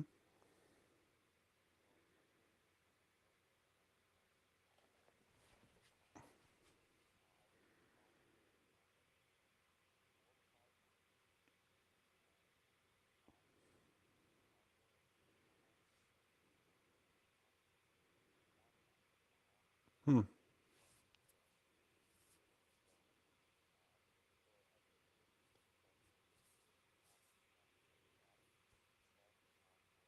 Okay.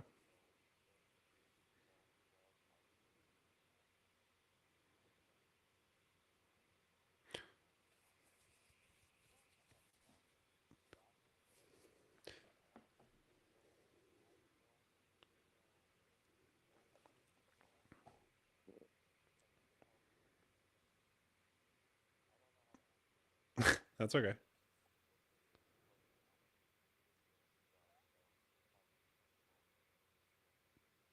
So, sorry, the first 30 days he wasn't an addict? Did you say the first 30 days he wasn't an addict? Sorry, my literal brain is taking over here.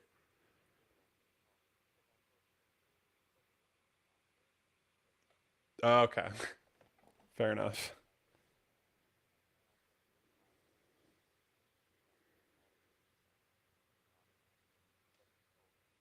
Hmm.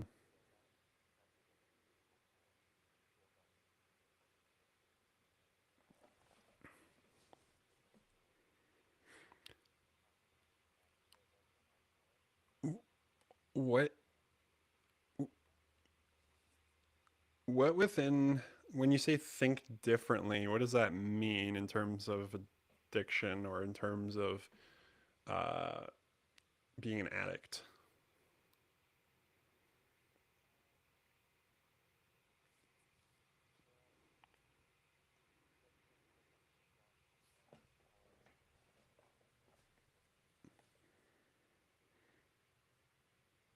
Well, when you say think differently, I guess what do you mean when you say that? Because you're comparing it to something versus something else.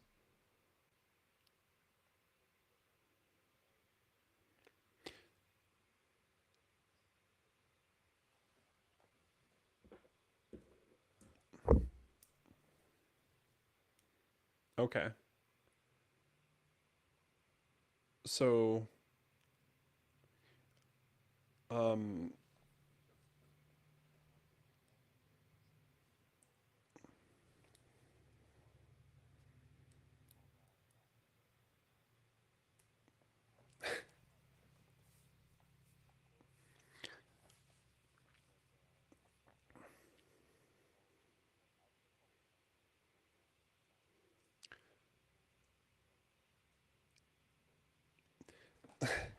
well, I would argue that those people are trying to say what you want them to say. They just don't know the words.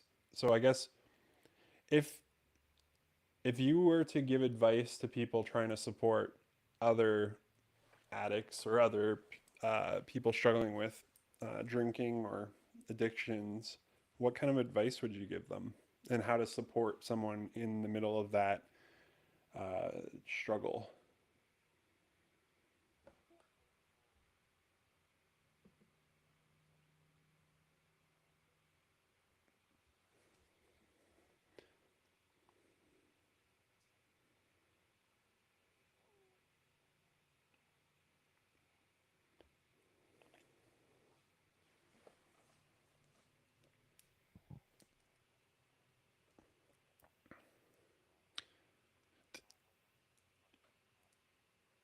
Did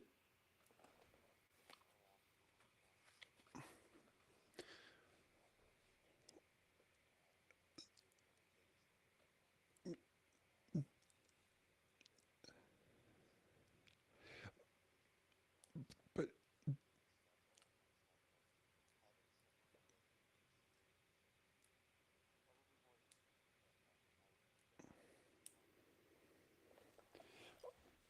but did did people not give you any of that advice though? To like go to sorry, it's really echoey. You might need to mute your my stream if that makes sense. Is it working? Okay, that's helpful. Sorry, I really struggle with noise sensitivity, so it can be distracting. Um, oh, so what I was gonna say, did the people in your life not, did they not tell you to go to a meeting? Did they not tell you like, y- you should stop drinking. I'll come to you, like help you with that stuff. Like why would that be? I guess, I guess I'm making an assumption. Did those people not say that?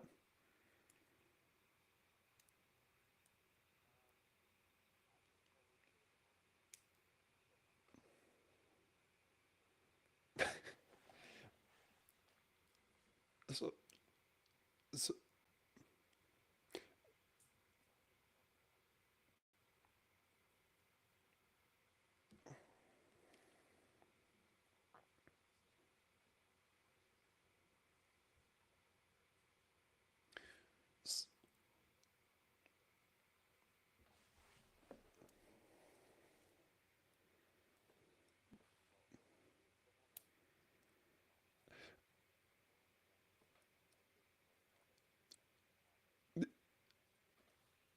so I guess then you're telling people to maybe tell them to go to a meeting, telling them to, uh, you know, that kind of thing, but you didn't end up doing that. So I guess like what brought you to the point where was it people's advice? Was it people telling you like you need to stop drinking and get help? Or was it something else that caused you to be in a so to me in the way you're telling your story, you came to a place where you realized I'm done with this. And so you went to this and I'm making assumptions, but you went to the program. So you were actually ready to receive that information. So that information may have been told to you many times, but like you said, you were drunk and you weren't able to hear it, or you just weren't in that space. So I'm curious, like what caused that leap? What caused you to move to that place? And correct me if I'm wrong.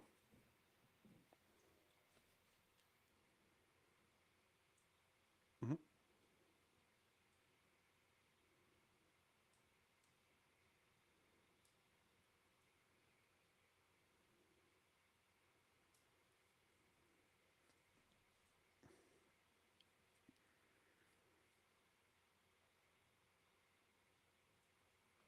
Okay. Yeah, that's horrible.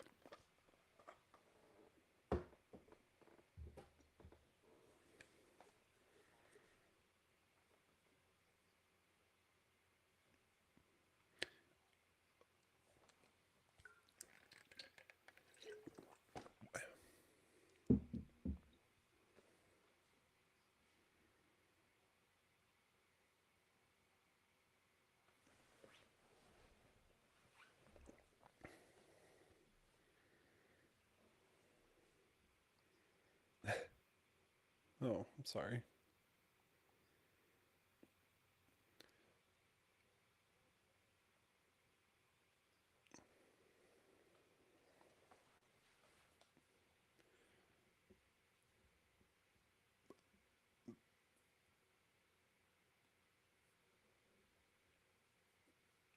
Hmm.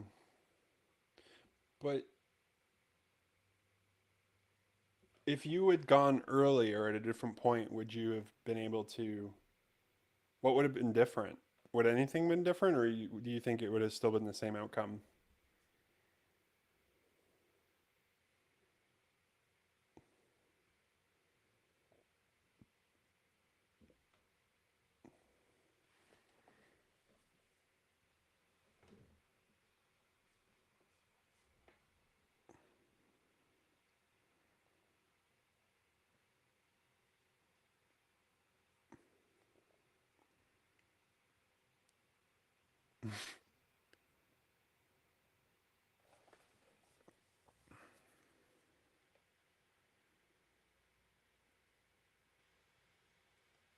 Hmm.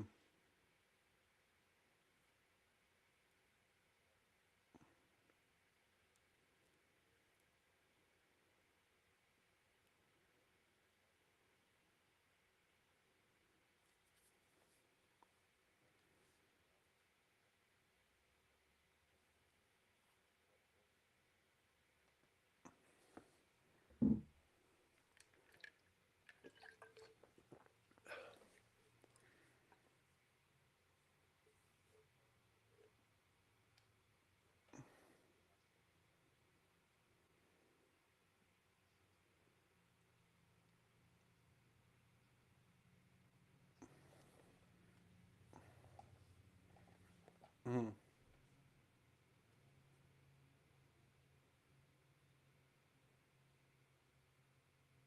Oh man. Hmm.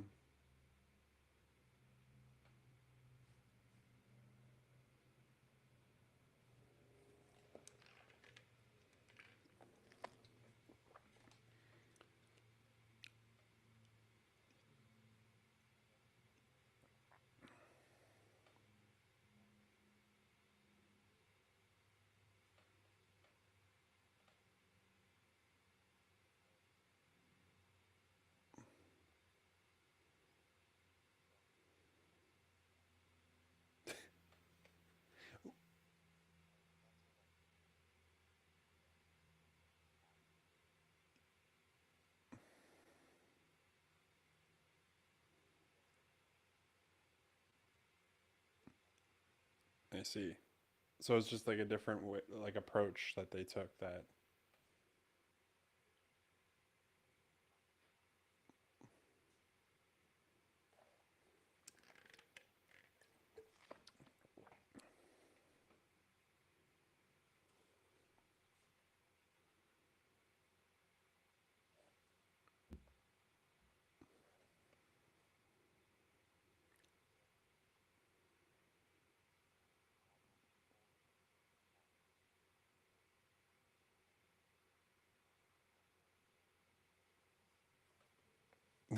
Okay.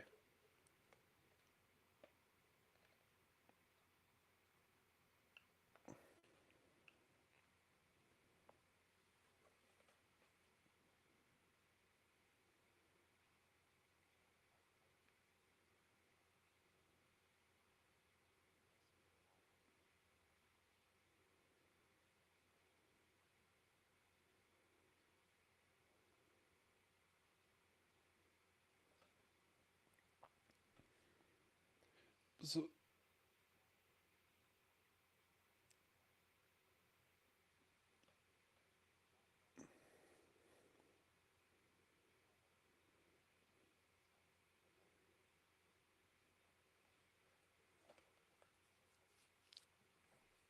Hmm.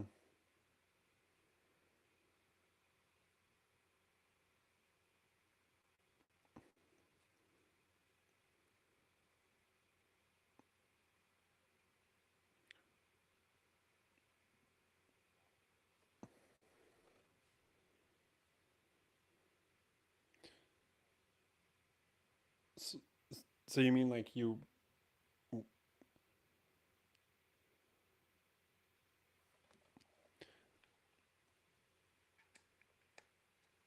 Hmm. I guess so. You were saying like having someone to go with you to these groups would have been helpful. You mean?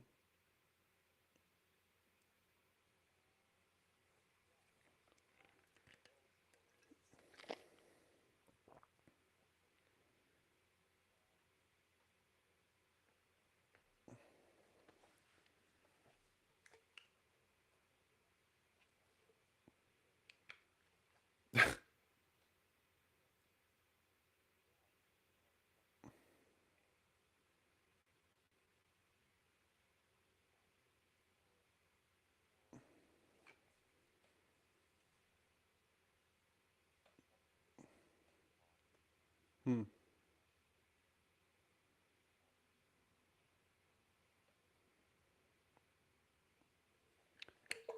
Okay.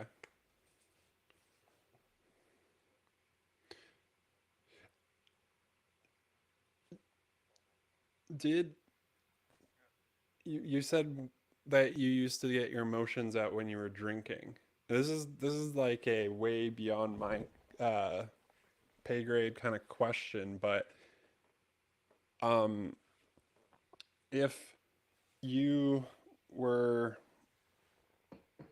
um sorry, I lost my train of thought. Sorry. This is important. Hang on.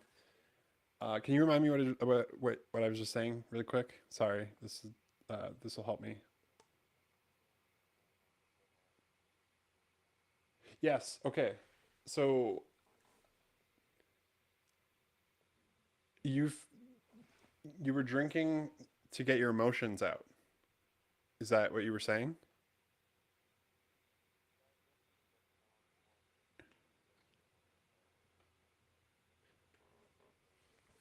What?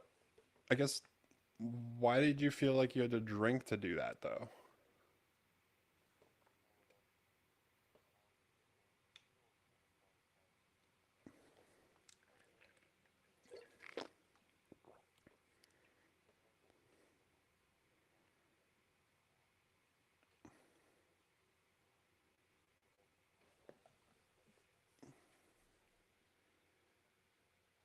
Hmm.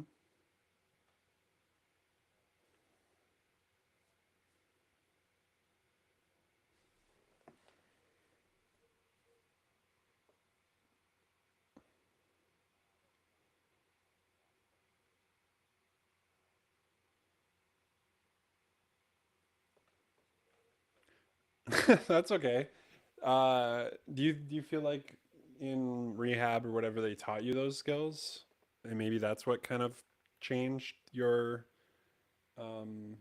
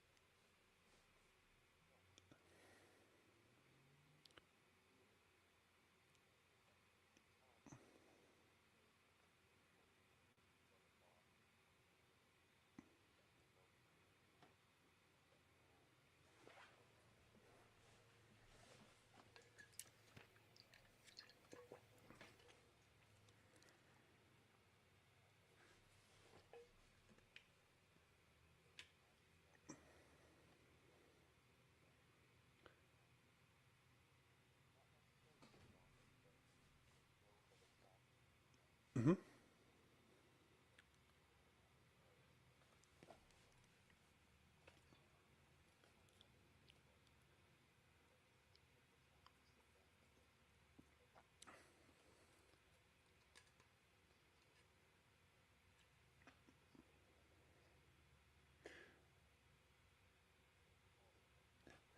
S- So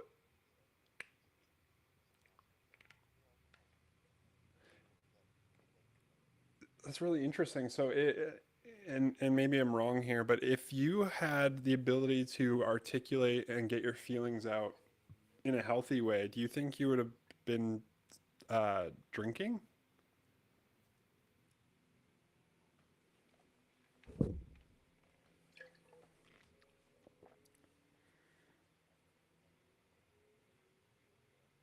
Okay.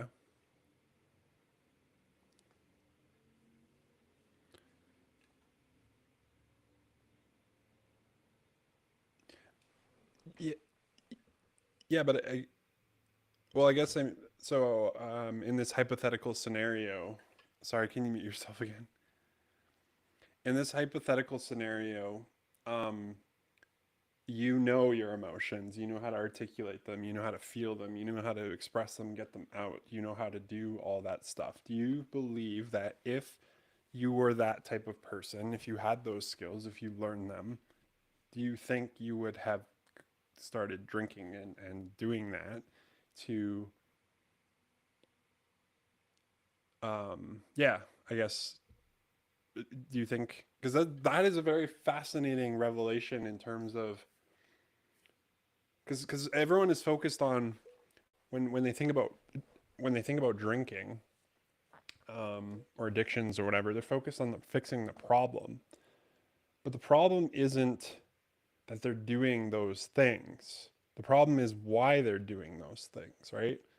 So, um, if I'm right, I mean, the idea of like you, in the way that I'm understanding it, not being able to articulate, understand, get your thoughts and feelings out there. The only way you knew how to deal with that was to go and drink.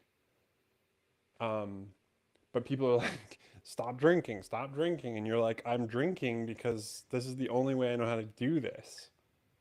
But if it was like, that's very interesting. I'm not sure if that's right, but it helps me have a better perspective as well in terms of, how to support people in where they're at, not focusing on so much just the problem, but the why behind it.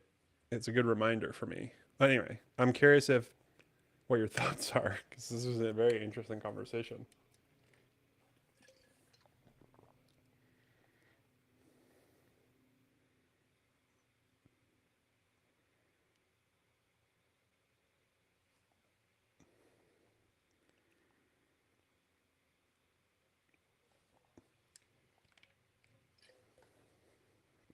Mm,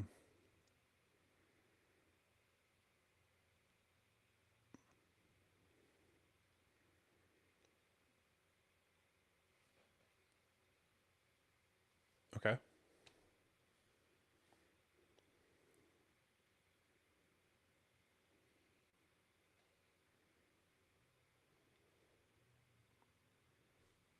Hmm.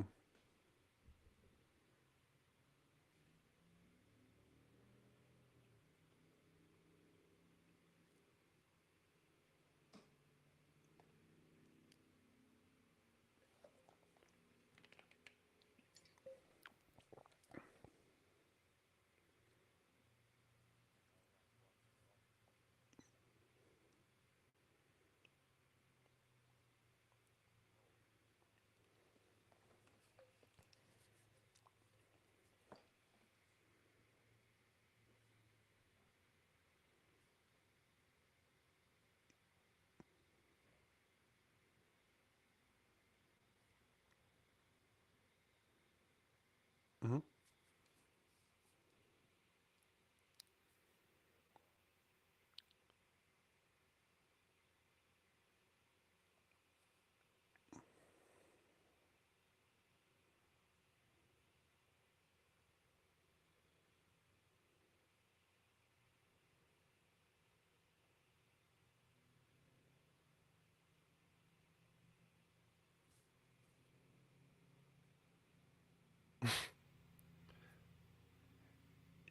It's it's interesting because, um,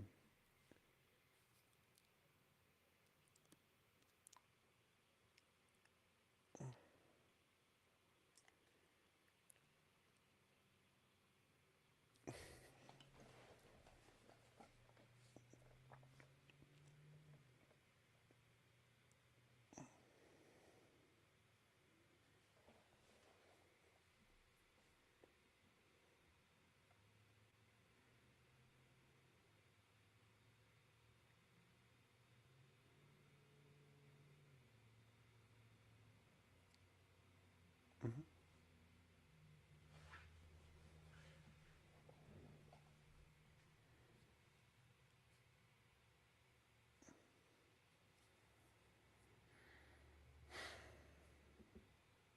sounds horrible.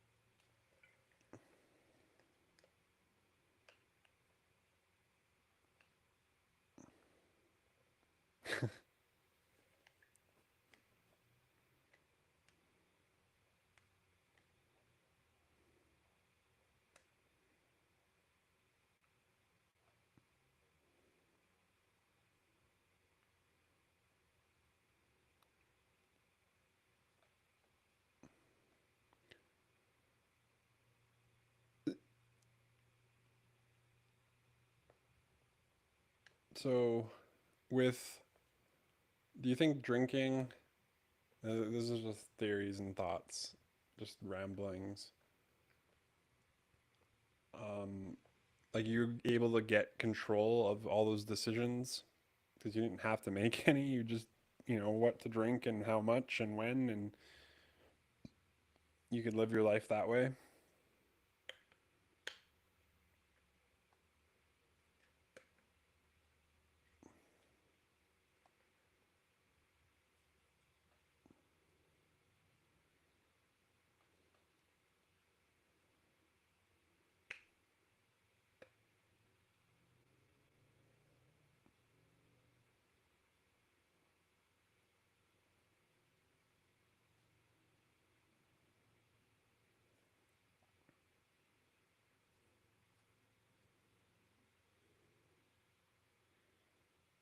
Hmm.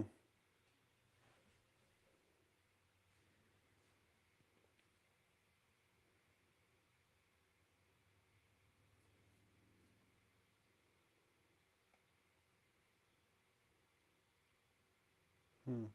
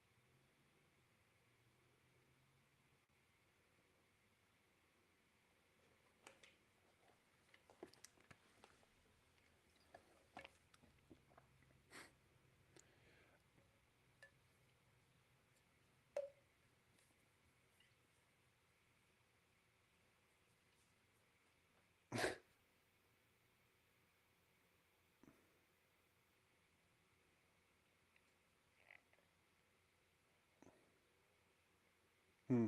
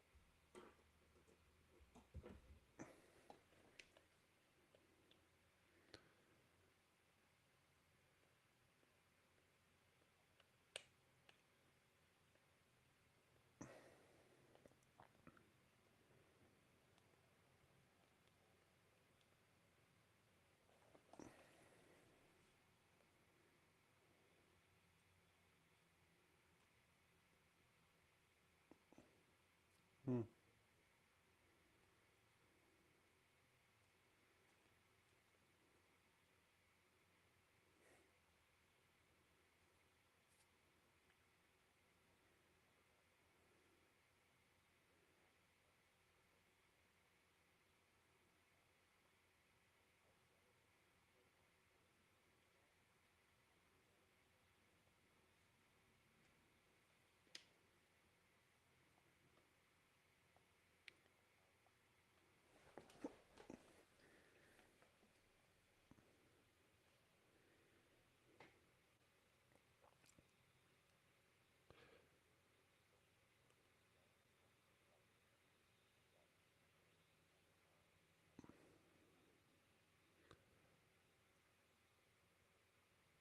Um, I think we'll wrap up pretty soon. I've been really enjoying this conversation.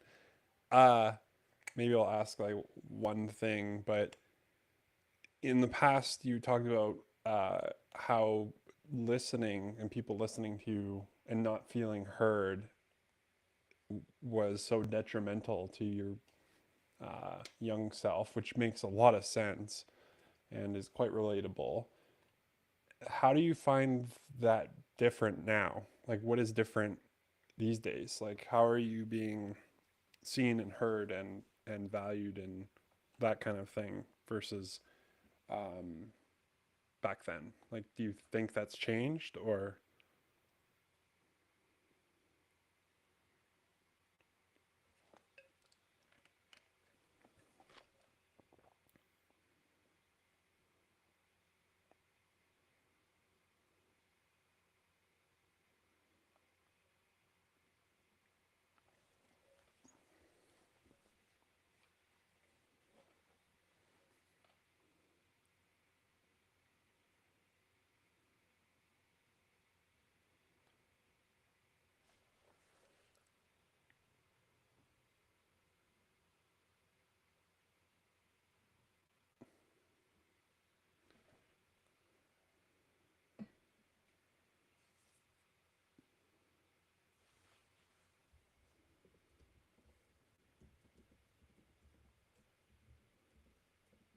Mm,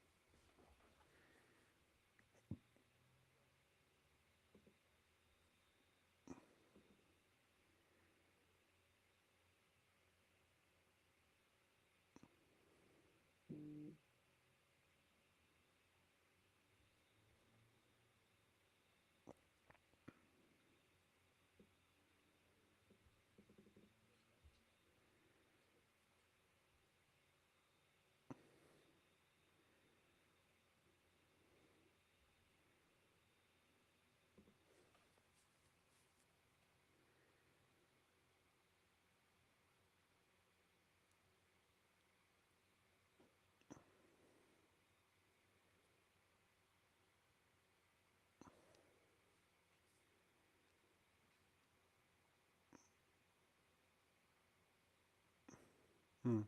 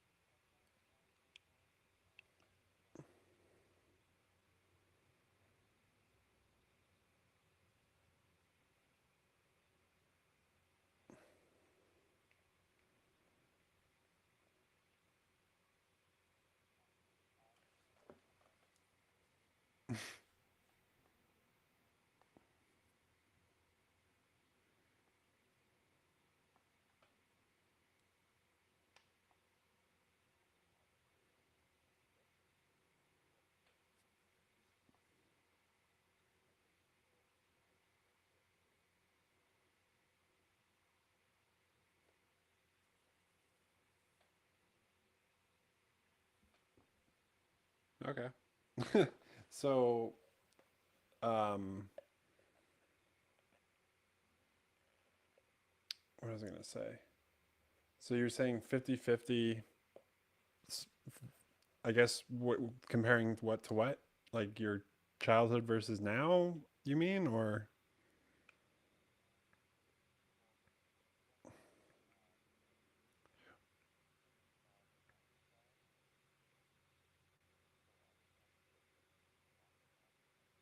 okay.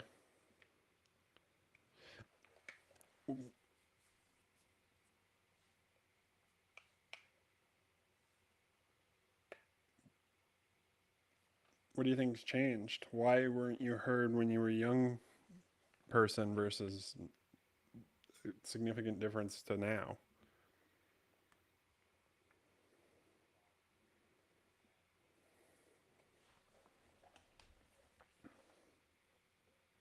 Hmm.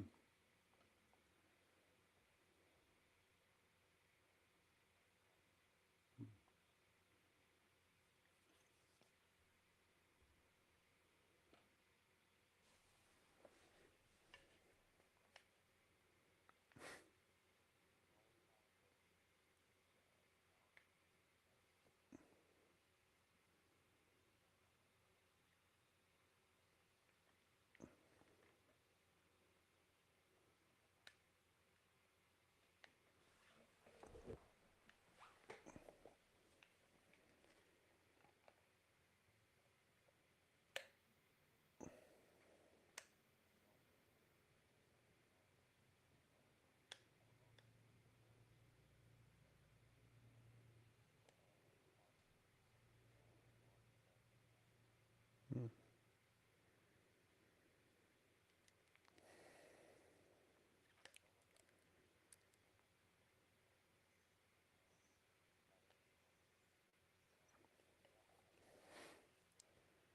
I'm I'm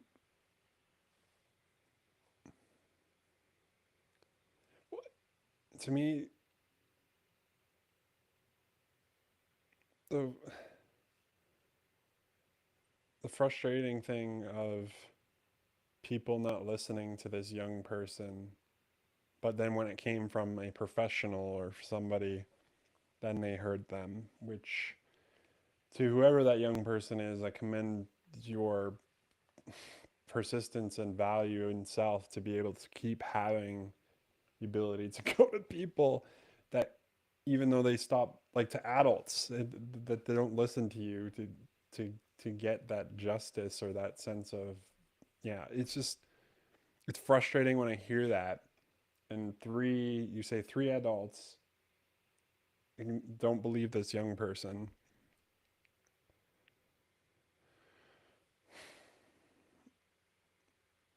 Yeah.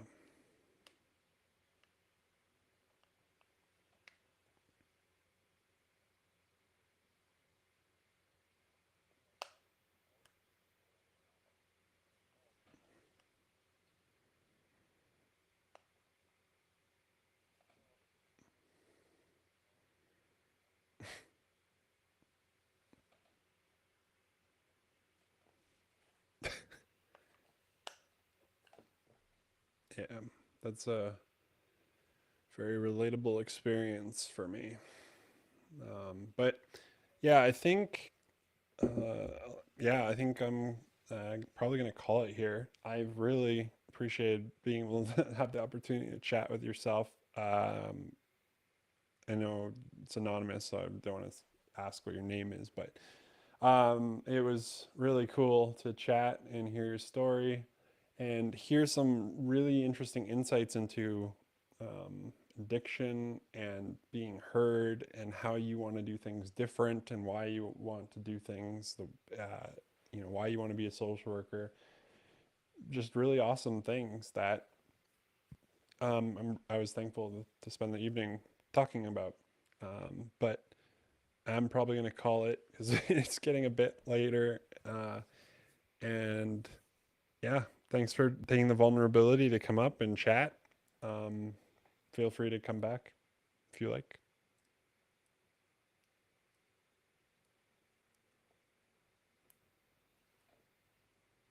Sounds good. Yeah. I'm glad. Yeah. Uh, but that's all right. Cool. Well, I think that's where we'll end things tonight. That was a really awesome stream. Even if it was just talking to one person the whole time. Uh, Again, just fascinating insights into why and what, and um, it really sounds like this person really wants to make a difference and doesn't want to have people experience and grow up in similar ways, which I commend, because a lot of people have things happen like that where they aren't heard, they aren't valued, they aren't respected, and they say F the world and they spite it. But this person is pushing back and deciding to change that thing, even though it seems insurmountable and impossible to change. So I commend that. Uh, yeah, I really struggle with ending things. It was fun to do this. I will be back again next weekend. I don't know if I will be here at 1 or 6. I'm trying to find a good time that works for people. I don't even know if Sunday is the best time. I only pick Sunday because for myself, it's one of my loneliest days. And so this is me pushing back. uh, but yeah, I would love if you are watching, if you're watching this after the stream is live, like on my YouTube, feel free to subscribe. Like, do all those things for the almighty algorithm. You know, I don't do it for myself. I really don't care. I'm more interested in more people being able to see and have the ability to participate in a space like this if it's valuable to them. And so I got to dance a little bit, unfortunately. But yeah, I will see you guys next week with tales of more guests and more people to be able to check in. I hope everyone has a fantastic rest of your week, and that will be all. All right.